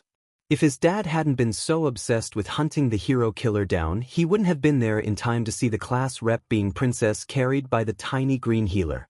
Nor would he have been able to block the knife about to hit the pair as they ran out of the alley. Seeing the hero Native on the ground, he had quickly scooped the man up in his arms and followed Midoriya and Ida towards a more public area. He wasn't really worried about his father. Todoroki almost ran into Izuku when the teen abruptly stopped and set Ida down on the ground. You can put him down now. We should be safe here, Izuku said to Todoroki, who nodded and put Native down. Are they hurt? Todoroki asked Midoriya as the healer looked the two men over. They should be fine, Izuku said as he grabbed some bandages from his utility belt. It looks like Stain's paralytic is wearing off, and they are currently asleep thanks to Midnight's smoke bomb. Native will have a nasty bruise on his ribs. I'm more worried about Ida's hand. He will have to have his hand x-rayed before I try to heal it. If anything is missing, I will make it worse. All I can do for him right now is wrap it to staunch the bleeding. Will your dad be alright? Todoroki was about to reply, when Burnbright, one of Endeavor's sidekicks, found them. Quickly, she called up an ambulance and ushered the teens back to the ER. Shigaraki smirked as he watched Endeavor barbecue stain. Serves the BSTRD right for stabbing him. Kurogyri made an interested hum, catching Shigaraki's attention. What do you see, Kurogyri? I think I see the student that kept the Nomu down, Kurogyri said. Where? Tamura said, looking in the direction he saw Kurogyri looking. Tamura said as he spotted the bushy green hair of the student getting into the back of the ambulance. It is him. I hate that kid. He doesn't know when to give up. Should I make things interesting then? Kurogyri said. No, Shigaraki said with a wicked smile. Sensei has something in store for the brat already. I can't wait to see it. Very well, Kurogyri said before opening a portal back to the bar. I think that's enough for the night, don't you? We still need to get that stab wound looked at.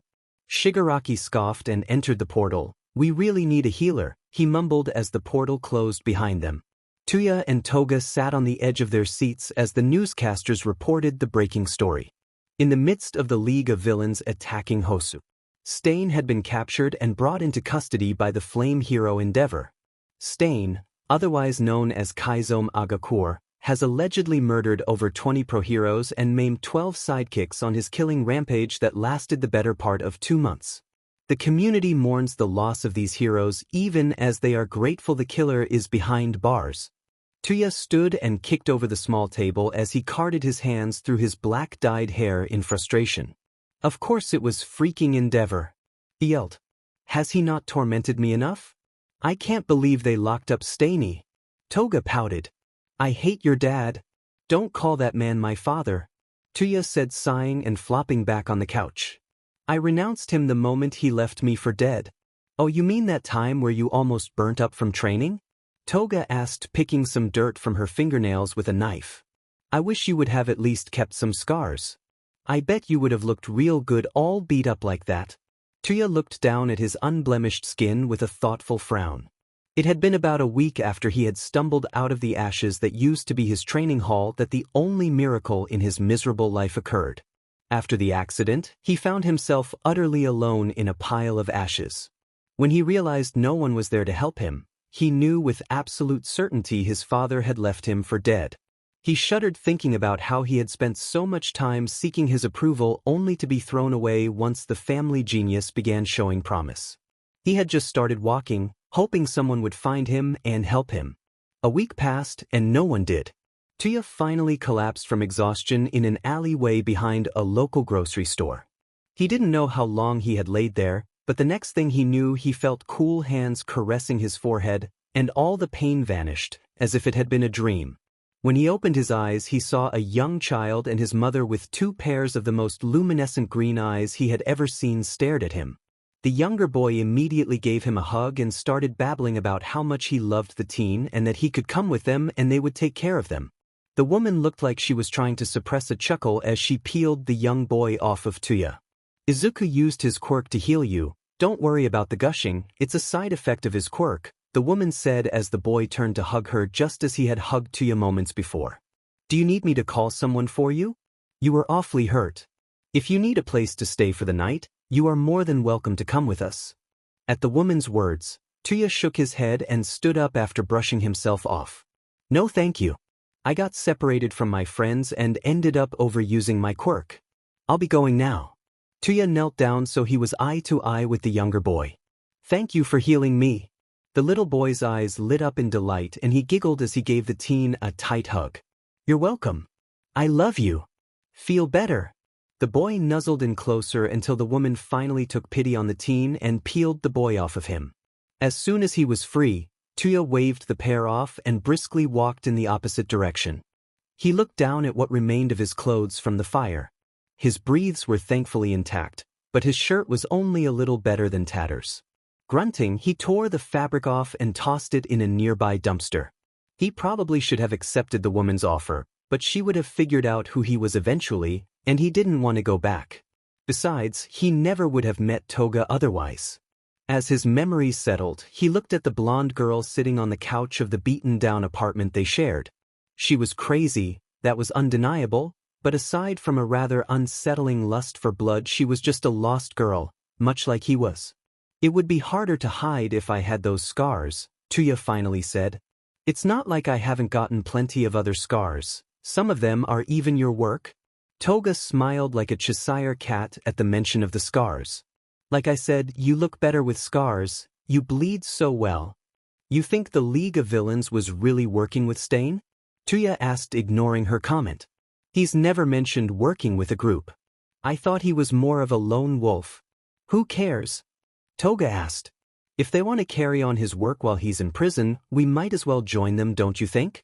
It could be fun, like having a family again. What? Tuya joked. I'm not enough for you? You won't let me cut you, Toga pouted. I need more blood to stay sane, you know that? All right, fine, Tuya said. We'll have Jiren introduce us tomorrow. Hooray! Toga said as she gave Tuya a hug. It was an often enough occurrence that Dabi just gave the girl a fond sigh and a pat on the back. He really didn't know what he would have done without her. He certainly wouldn't be doing as well as he was now. Adopting a fellow runaway with a transformation quirk had been the best thing he had ever done. Izuku sighed as he finally made it home. Dr. Chiseiji had taken one look at the patients the teen had brought in and told him he had the rest of the night off. Victims from the fires had finally stopped trickling in for the night. Luckily, there had been quite a few rescue heroes in the area that prevented a lot of civilian injuries and casualties. That meant he had to wait for one of the teachers to show up so they could question him. Eventually, Vlad King had showed up in his casual clothes. It had been majorly awkward, seeing how Izuku had never really interacted with the man. He seemed to have some sort of problem or rivalry with Aizawa. Izuku had steered clear, not wanting to get caught up in teacher drama. Vlad King had simply made sure he was all right and skirted him silently back to the dorms.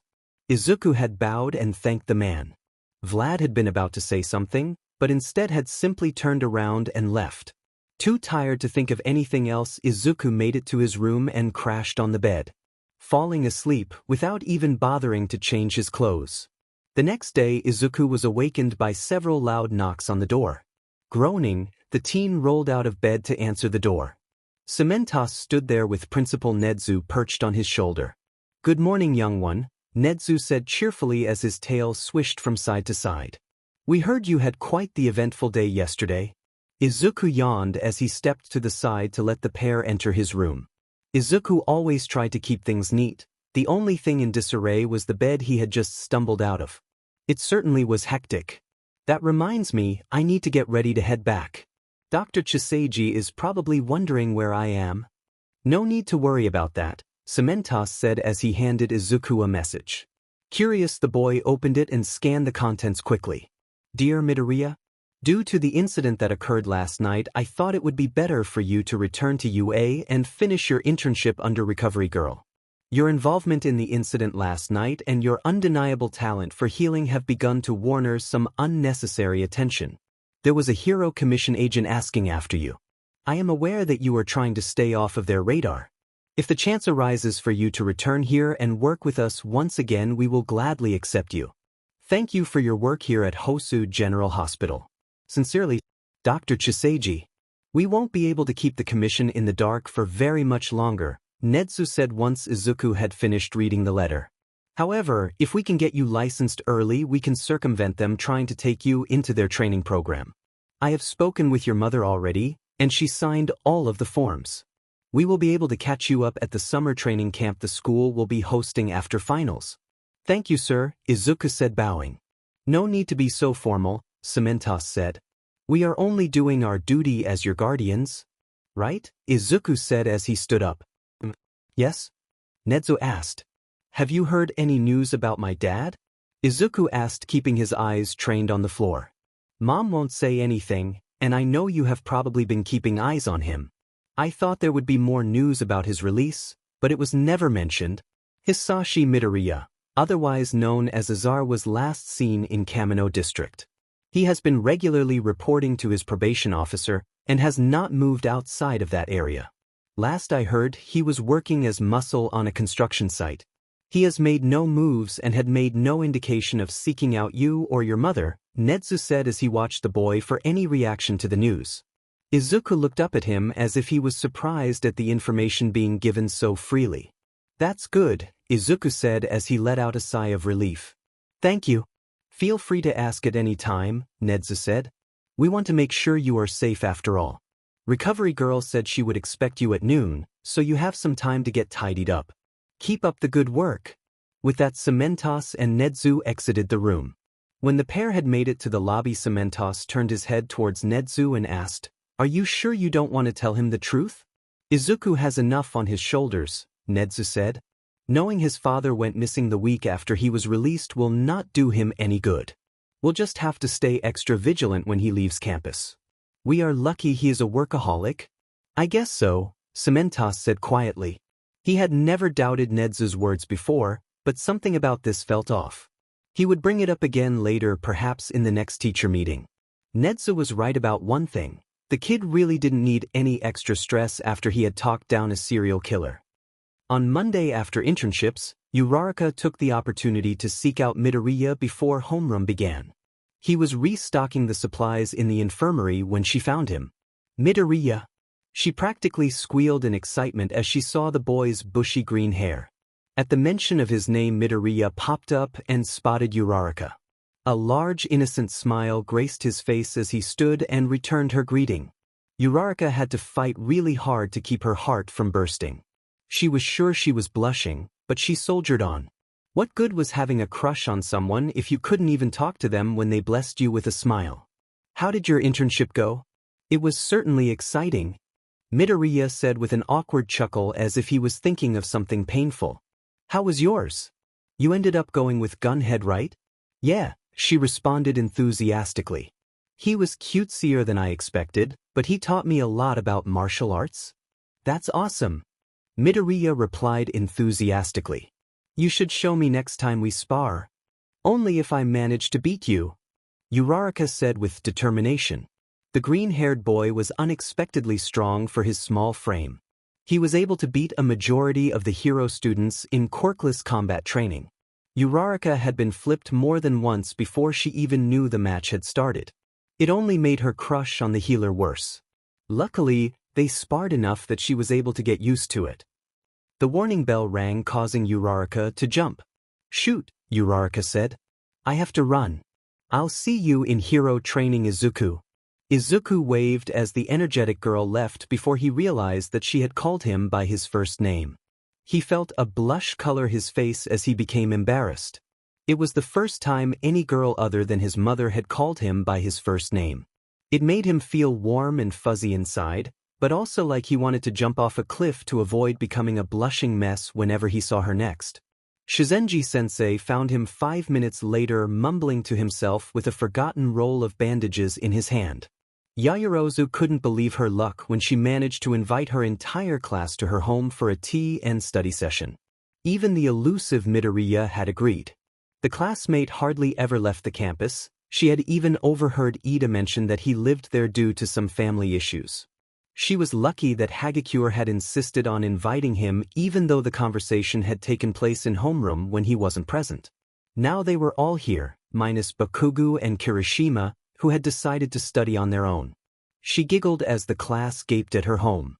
She forgot that she was considered wealthy. It was just normal to her.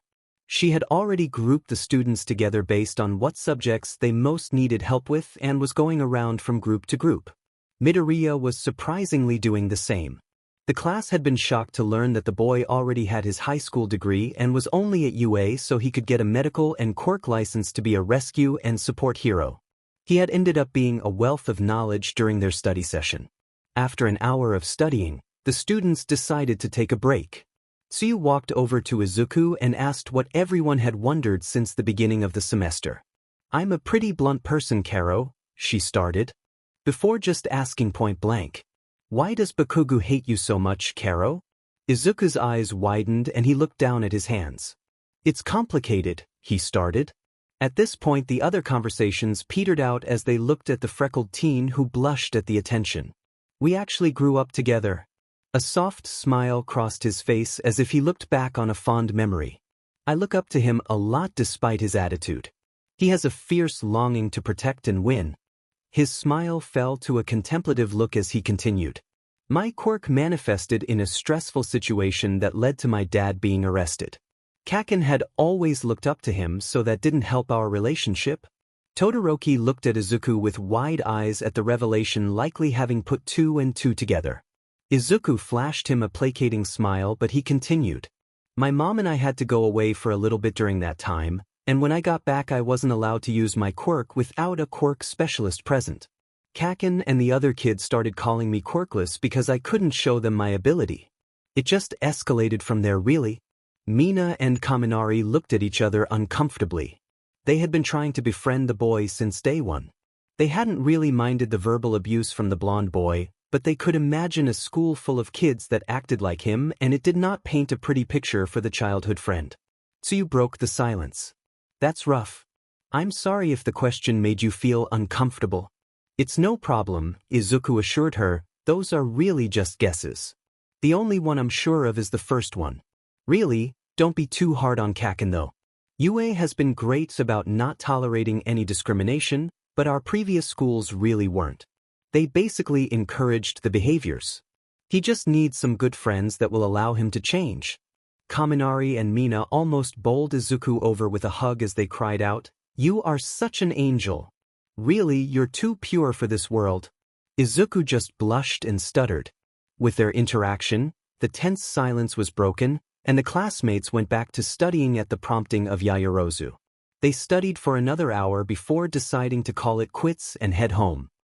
Bakugo was rather surprised when Kirishima invited him to study. He had been nothing but rude to the redhead, but he had to admit, the guy was starting to grow on him. He was able to keep up with him and take his explosions, so he could admit a grudging respect for his classmate. Against his better judgment, he agreed and found himself in the other teen's apartment dodging a pair of twins as they headed up to the teen's room. I hope you don't mind my siblings, Kirishima said as they reached the room. They can get a little loud. T-sich, it's fine, Bakugo said, flopping into one of the beanbag chairs in the center of the room. You haven't heard loud until you've met my mother? Kirishima laughed at his comment as they pulled out their study materials. Kirishima asked several questions as they studied, but otherwise it was quiet. Bakugo could hear the laughter of the twins through the door. It was odd. He hadn't known Holmes could be this happy. He was always being harassed by the old hag about something or other. If he wanted to laugh, he would go to the park with some of the extras. It startled him when they heard a soft knock on the door. A woman with jet black hair and red eyes opened the door with a tray of snacks balanced on one hand. Here are some snacks for you boys, the woman said, setting the tray on the table. How is it going? Kirishima and his mother spoke back and forth softly before she left the room. Is she always that quiet? Bakugo asked Kirishima. Oh yeah. She doesn't like raising her voice. Come to think of it, Dad is extra quiet too when it comes to talking to others. He's a big guy, so he likes to speak soft so he doesn't intimidate them as much. I think I'm probably the loudest, but I can't help it. I just get excited, you know? Bakugo grunted in response before turning back to his work, but Kirishima decided to take the opportunity to get to know his friend better. What about your family? He asked. You said your mom is loud, but what about your dad? I bet he's super manly. Bakugo rolled his eyes. Nah, the old man is so quiet I forget he's there most days.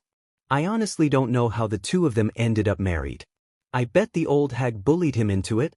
Bro, Kirishima said cautiously, I don't think it is okay to call your mom an old hag.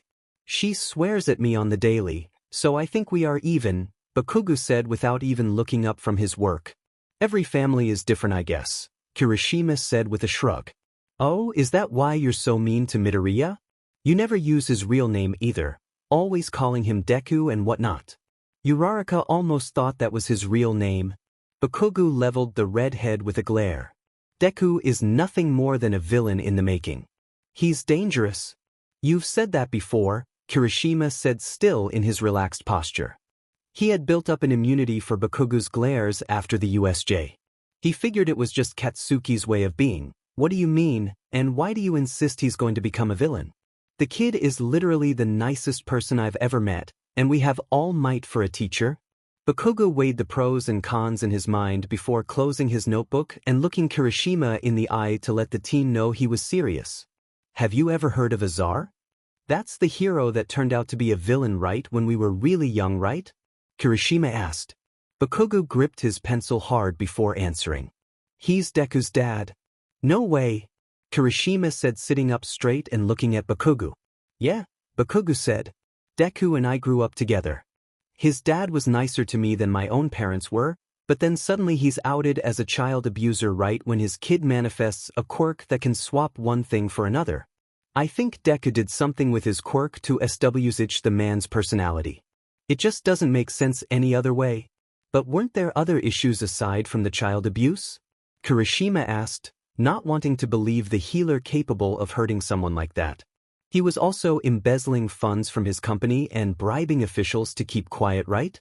There's no way that all happened in the small time Izuku's quirk manifested. It had been going on for years before then. Bakugo's shoulders tensed. He should have known no one would listen to him. He was still on probation, for heaven's sake. Frustrated, but not wanting to take it out on Kirishima, Bakugo started packing up his stuff to find a sandbag he could punch his frustration out on. Don't say I didn't warn you, Bakugo said gruffly as he made his way out despite Kirishima's pleading to get him to stay. Kirishima watched as Bakugo stormed out his front door, mildly impressed that he didn't explode anything on his way out. He didn't believe what the blonde said about Midoriya using his quirk on his father, but it was clear Bakugo believed it. Ugh, he had no idea what to do. Maybe he could talk to Mina. She usually knew what to do to help out friends in crises. Perking up at the idea, Kirishima grabbed his cell phone from his pocket and made the call. Mina had been laying on her bed thinking about Midoriya's past when she received the call. It wasn't uncommon for her friend to call her, but after the conversation with Izuku, she had a bad feeling she knew what the conversation was going to be about. Yo, Kiri. What's up? She asked cheerfully. Well, I kind of need your help. Are you in trouble? She asked, sitting up straighter. No, Kirishima said. I studied with Bakugo today for the finals and finally got him to open up about why he hates Midoriya, but I handled it the wrong way and he stormed off. What did he say? Mina asked. Some of it is kind of personal, Kirishima said hesitantly. If I tell you, it needs to stay between us, all right? Of course, Mina said, bringing her nails to her mouth. It must be bad if Kirishima was this worked up. So apparently Midoriya's dad is Azar.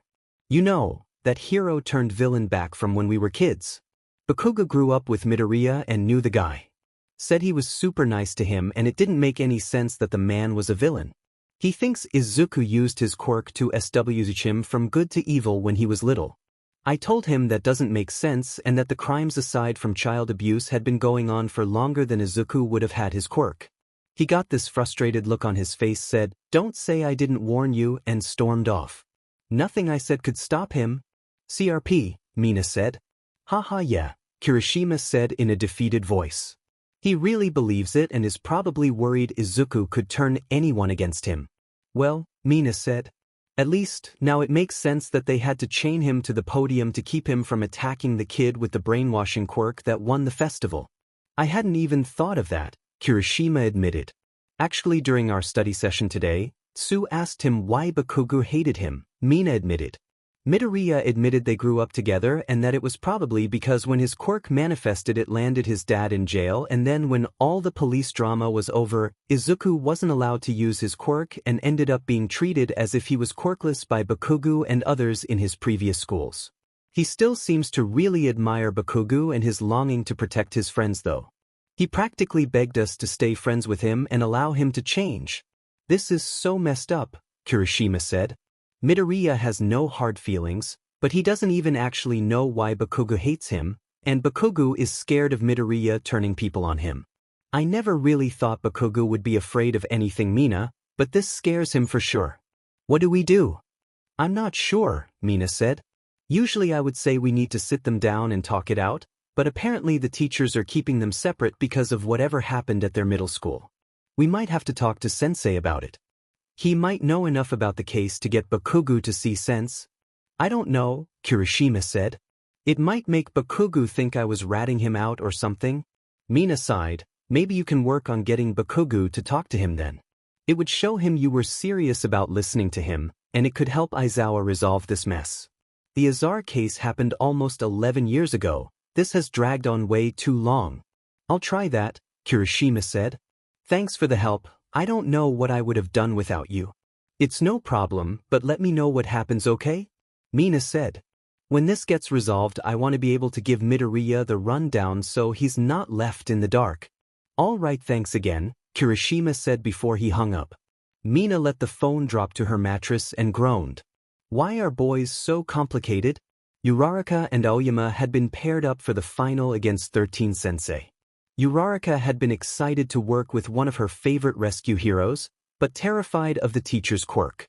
She wasn't sure if the space-themed hero's quirk would work on Aoyama's laser, because it was essentially a beam of light, but she guessed they would find out soon enough. She had never really worked with Aoyama before. Honestly, she found the boy slightly off-putting.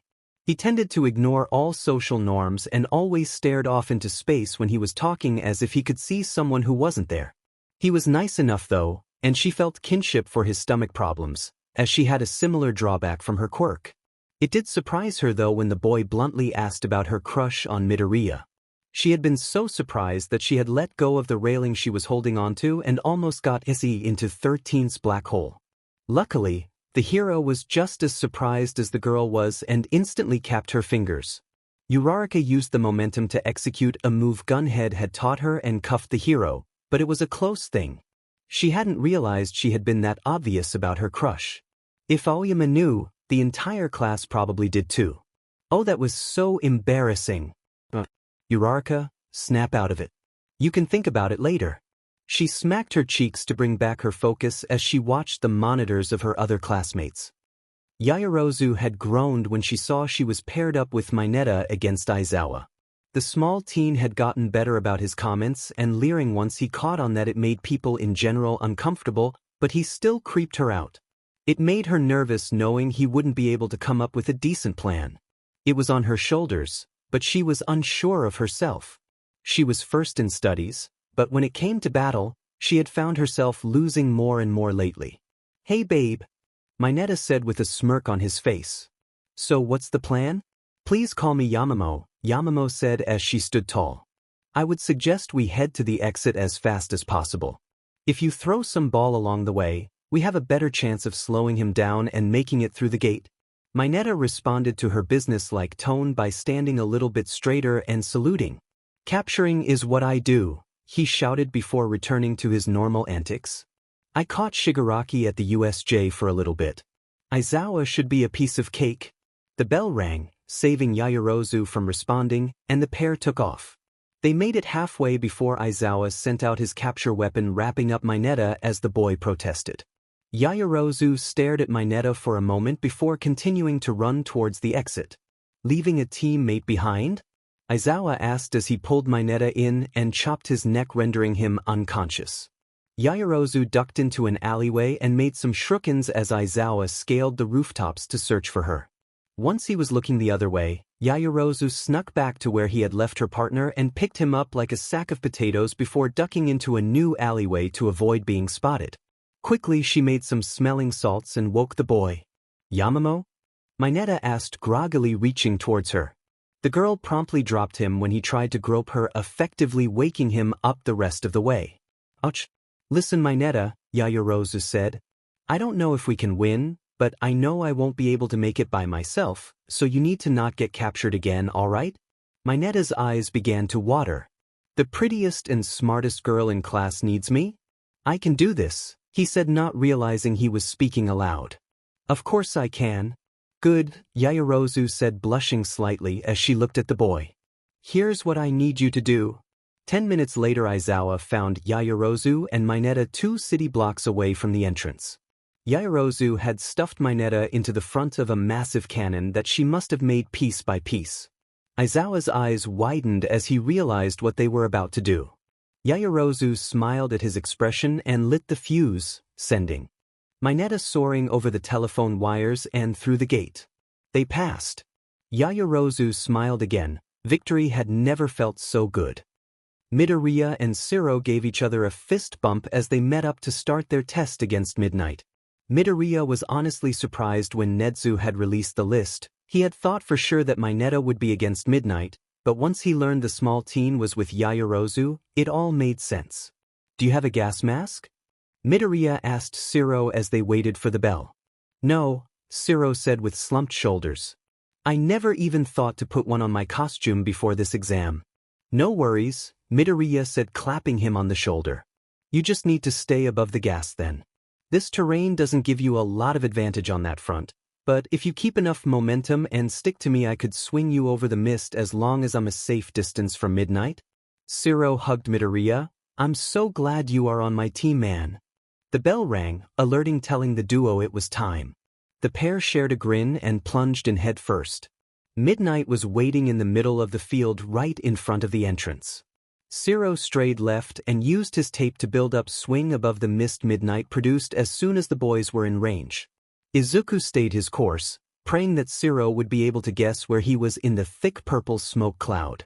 His worries were put to rest when a few moments later he felt Zero's tape attach itself to his torso. Immediately, Midoriya pulled the tape taut and guided the piece of tape towards the entrance. Zero shot his tape to the gate sign. They were almost there. Suddenly, Midnight's WHP snaked out of the smoke and caught Zero by the ankle, pulling him down into the purple cloud as he swore. The sweet scent filled his nose and he fell asleep. Izuku heard the snap of the WHP and the thud of his teammate's body as he ran forward. He immediately knew what had happened. Cursing himself for forgetting Midnight's favorite weapon, Midoriya kept his eyes peeled as he continued running. A shift in the smoke had Izuku tucking into a roll as he ran forward. Midnight's WHP just narrowly missed wrapping around his middle. Come to mommy, darling, Midnight cooed. Izuku ignored the voice, knowing it was meant to throw him off his direction. The smoke started to part, revealing the gate in front of him. Izuku sped up, knowing that if he could see, Midnight could likely see him too. A whooshing sound caused him to duck into another roll. The roll propelled him forward through the gate as Midnight's WHP once again missed him. He stood on the other side of the gate and laughed. He had made it. Zero and Izuku had passed. Todoroki watched Bakugo as carefully as he would dare, thinking about what Izuku had shared at the study group. What are you staring at half and half? Bakugo growled, pulling Todoroki out of his thoughts. The test, Todoroki lied. I think we should distract All Might and run to the gate. There's no way we are going to be able to beat him in hand-to-hand combat. No way, Bakugo said heatedly. I'm gonna beat that BS's face in and prove that I am number one. Todoroki shook his head. Not that I don't want to beat him, but I don't think we have enough training to be able to do so yet. Our best bet is to run.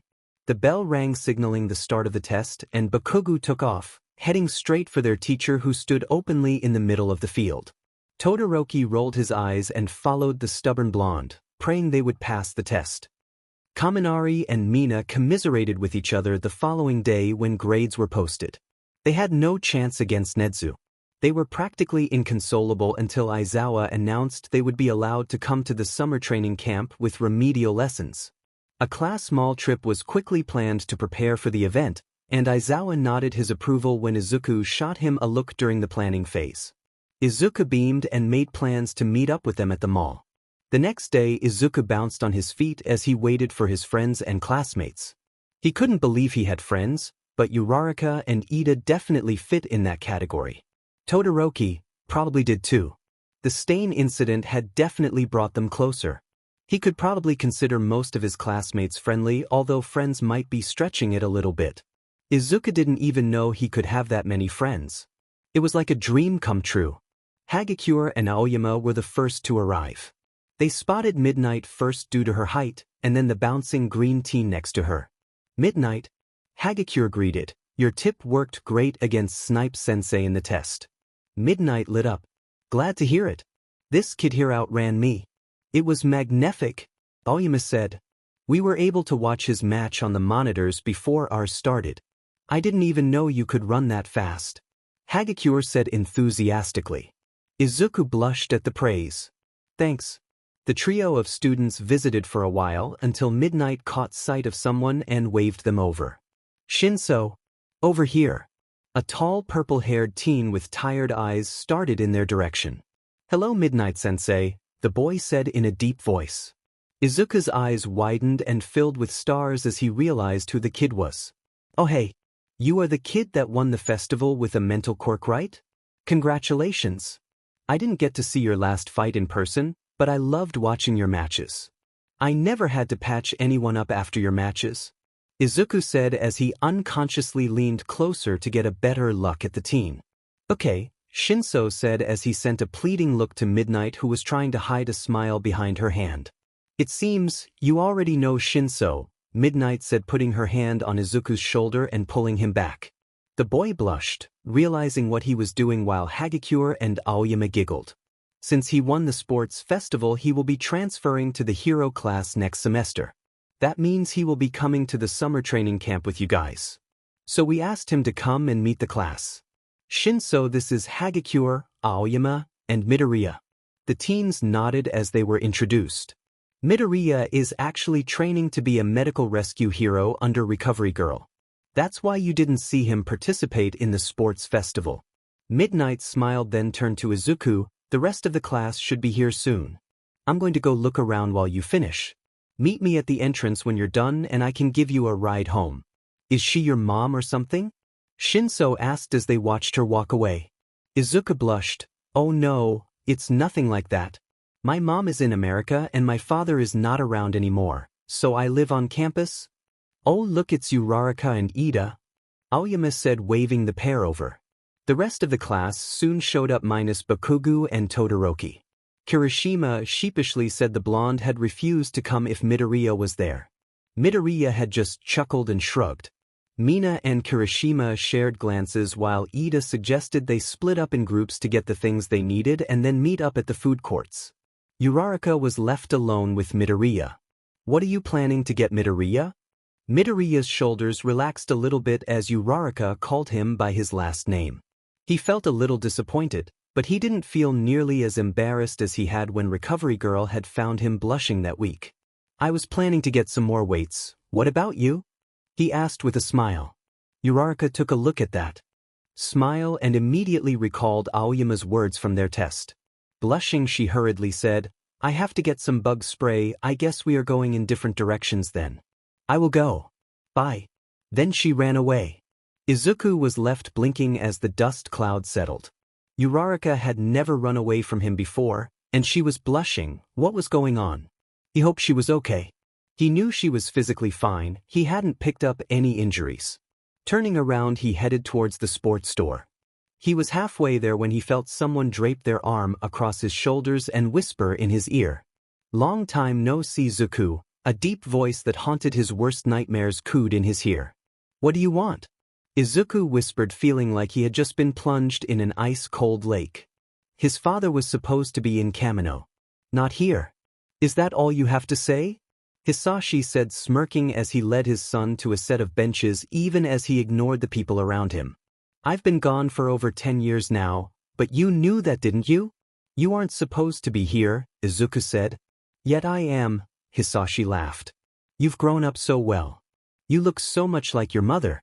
You definitely got my freckles though. I don't know how you managed to look so innocent after what you did to me. Izuku gasped as his father gripped his shoulder uncomfortably tight. I should burn you to ash, he whispered with malice, but my new boss has a message for you.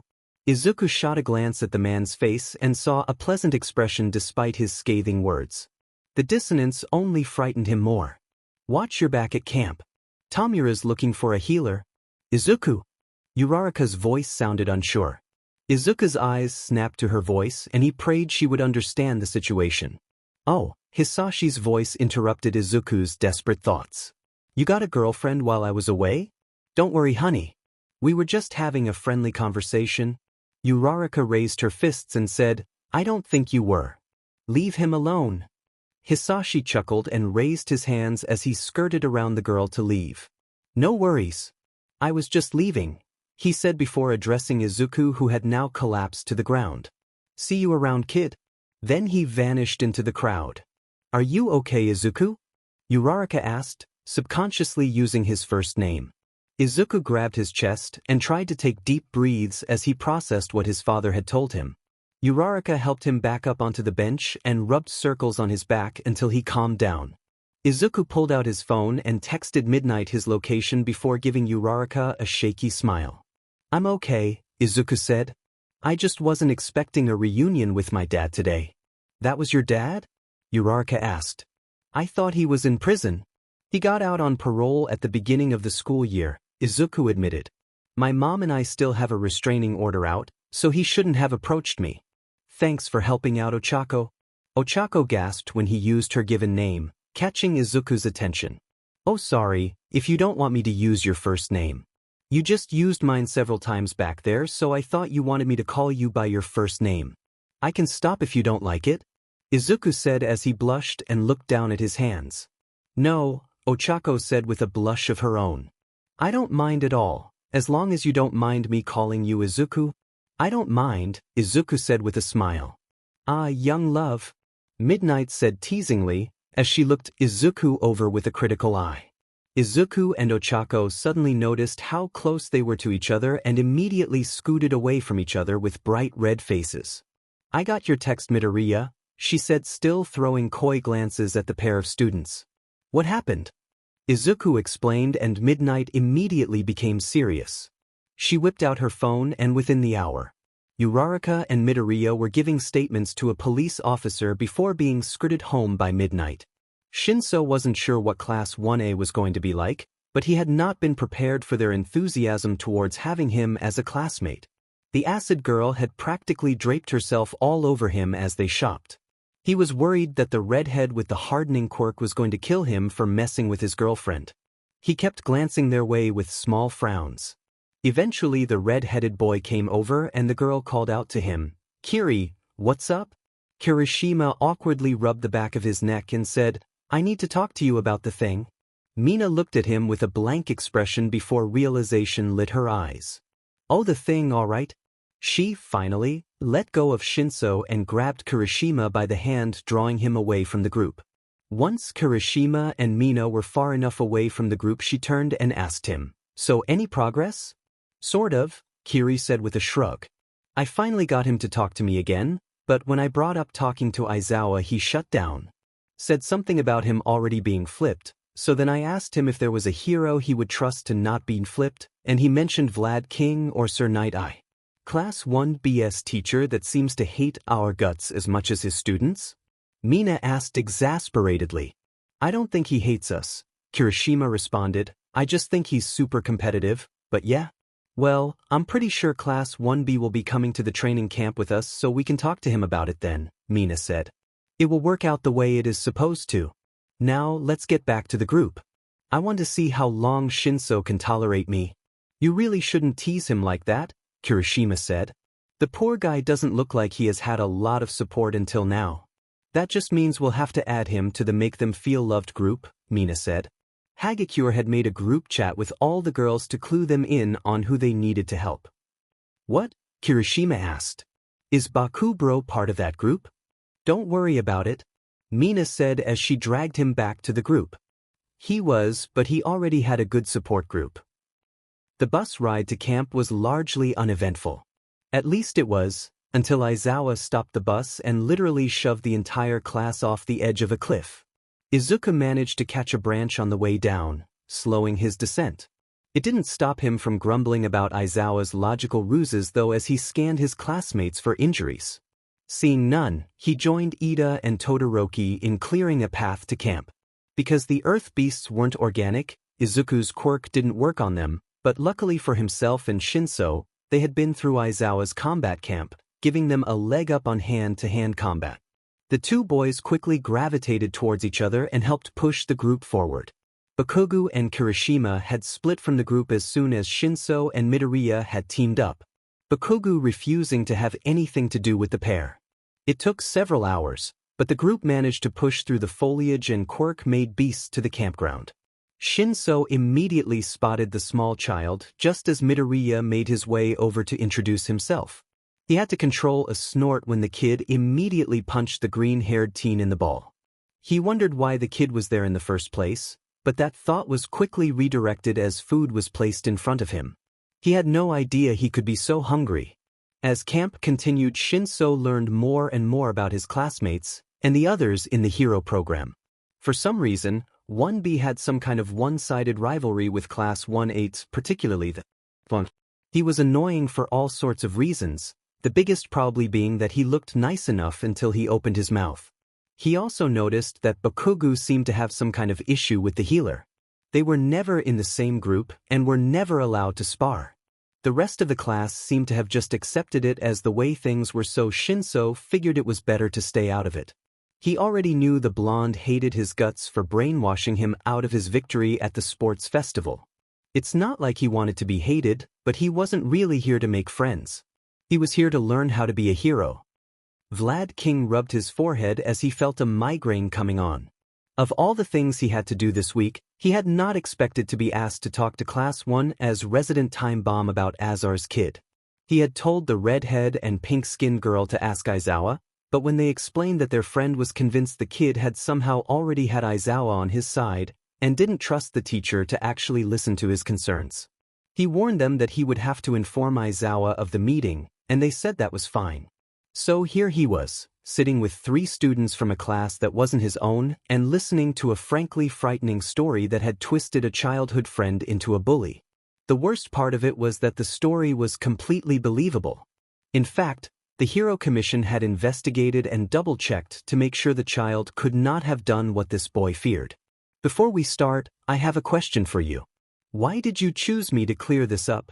Vlad asked seriously. Uncle Midoriya said you were friends before he was sent to jail. He said a lot of good things about you, so I figured you would be partial to my story, Bakugo said with a fierce glare. Well, you were right. Hisashi and I were good friends. We did a lot of missions together. I had a lot of respect for his skills, Vlad King said. That's why I was shocked by the accusations and news of his arrest. I thought someone was trying to frame him. When I heard about his son's quirk, I also thought what you did. So I did some digging of my own. Vlad paused and rubbed his neck awkwardly. I don't know how to say this, but I was wrong. Bakugo's hands clenched into tight fists. I went over the evidence and their case files. They had been keeping track of his bribes and misdeeds for longer than Izuku had been alive. I even looked at the doctor's notes on the kid's quirk to see if there was anything at all that could have caused a SWCH from the good man I knew to a child abuser behind closed doors. Vlad looked Bakugo straight in the eye and said the next part as clearly and concisely as he could. He wasn't even supposed to have a quirk. His quirk is trauma-induced from the physical and emotional abuse he and his mother endured. Mina and Kirishima gasped as Bakugo looked down at the floor. The night that Hisashi was arrested, he was drunk. He was beating Inko so badly that she probably would have died if Izuku hadn't tried to stop him. Even then, stepping in would have resulted in him being beaten, but he did it anyways. The moment he touched his father's bare skin, he traded all of his father's anger for his own happiness. It took the boy 2 months to control his quirk enough so he could return his father's emotions and gain back his own. He has been in training ever since to make sure that he can control it, so nothing else like it could happen again. No, Bakugo whispered. That can't be true. Kirishima put a hand on Bakugo's shoulder in an attempt to comfort him, but Bakugo roughly shoved it off and stood up, fists popping. Vlad stood his ground. Ignoring the déjà vu he felt as he watched Bakugo in the same position he had once been in. It is true, Vlad said in a calm voice. Everything was verified by a respected detective with a lie-detecting quirk. Without a word, Bakugo stomped out of the room and out into the forest. Worriedly, Mina and Kirishima tried to follow him only to be held back by Vlad. He needs a little bit of alone time, Vlad said. I'll keep an eye on him. You two head to bed. Keep what you learned to yourself. He waited until the pair responded with nods and then disappeared into the foliage after Bakugo. As Mina and Kirishima walked back to their rooms, they heard a large explosion followed by a mournful wail. Neither teen could hold back their tears. Mina hugged Kirishima as her body racked with sobs. Kirishima just hugged her back with silent tears rolling down his own face. They stayed like that until Aizawa found them and escorted them to their rooms. Bakugo will be along in a while. Katsuki knew anger, he knew rage, but he had never known guilt. He couldn't hear any more, he had to get out. He stomped off somewhere he could be alone to process. His feet took him to the clearing he used for training and he let loose the feeling he had been feeling. A large explosion ripped free from his hands, larger than any he had made previously, as he yelled his frustrations out at the sky. How could he not know? What had he done? An image of Izuku young and laughing as they played flashed through his mind. He used to smile like the sun. When had he learned to despise it instead of cause it? All those times he stepped in front of Katsuki's fists, all those times he just took the beating without complaining, all those times he asked him why, Katsuki had thought he was justified. Katsuki had thought he was the hero, but really, he was the villain. But if that was true, why did all of his middle school teachers tell him he was a hero? Why did the kids follow him around like he was amazing? How did he get into freaking UA high school? He didn't know anymore. Katsuki dropped to his knees, his hands trembling from overusing his quirk and high emotions. Vlad waited for the explosions to stop before coming out to find the boy kneeling with trembling hands. He took note of the tears running down his face as he struggled to breathe and rushed to make sure the boy wasn't having a panic attack. Bakugo looked at him blankly, but his breathing evened. You know, when I got the charges for suicide baiting, my mom laughed. Vlad took a deep breath and helped the boy to his feet as he asked. Why? Because she tells me those things all the time, Bakugo said with a small laugh. Vlad struggled to keep his face calm at the admission, but Bakugo wasn't looking at him anymore, he was looking at the cabin. I thought it was normal to tell people things like that. I never meant it until I said it to Izuku. I wonder what he thought when I said it. We grew up together. He could always see right through me. Sometimes I think he knew me better than I knew myself. I hated that. I hated how angry he made me, how much I thought he took from me. I hated how he could look at me with such kindness even after I beat him down. I hated how he made me feel. I wanted him gone. Now that you know the truth, how do you feel about him? Vlad asked. I don't know, Bakugo whispered looking at his hands. Well, Vlad said. You have plenty of time to think about it. I can tell you one thing for sure though. What? Bakugo asked. If you didn't have potential to be a true hero, Aizawa would have expelled you by now. Bakugo scoffed at him as he wiped the tears off of his face. Just consider UA a chance to change for the better, Vlad said as he led the teen back to the cabins. Midoriya held his breath as Vlad King led Kakin away. He had just been visiting with Koda in the boy's secret hideout when he came upon the scene. Kakin was right. He knew the boy better than he knew himself sometimes. Even though he knew the boy was angry, he could never pinpoint the reason. He didn't know his mother's suicide baited him as if it was a joke, although he knew she swore like a sailor. He thought to Uncle Masaru the man had a kind, long-suffering smile, but there was a weariness to him. He wondered if he had just been resigned to the verbal abuse. Mitsuki had been that way for years after all. He was sure Kakin was not the only one who was on the receiving end of the verbal abuse. How had he not noticed? It wasn't normal for families to interact like that, but when had he ever known what a normal family was? He felt the tears build in his eyes as he sat at the base of the tree he was under and tried to process what he had heard. Izuku had known that Kakin had meant what he said. He had seen the anger building, but didn't know where the anger was coming from. Maybe it was because his father had been the boy's only reprieve from the verbal abuse. His father had always liked Kakin. He showered the boy with praise. Izuku had been a little jealous that he always talked to Kakin like that when he swore and hit him at home. Maybe it had been the same for Kakin. Except his abuse had never stopped. His abuse became normal and influenced his attitude. His anger and jealousy had never had anywhere else to go. Izuku was upset at himself for never noticing how badly the boy was hurting. If he had known, maybe he would have been able to stop it before it got this bad. He wasn't allowed anywhere near Kakin now because of the bullying in middle school, but that wouldn't last forever. When Kakin was able, he would be able to talk with him. He should know, after all, that he had always forgiven him. That he still looked up to him even if the boy had hated his guts. He knew the boy was trying to protect something. He was trying to win. He just hadn't known the names of his demons until now. Kakin needed time, and that was okay. Izuku could wait.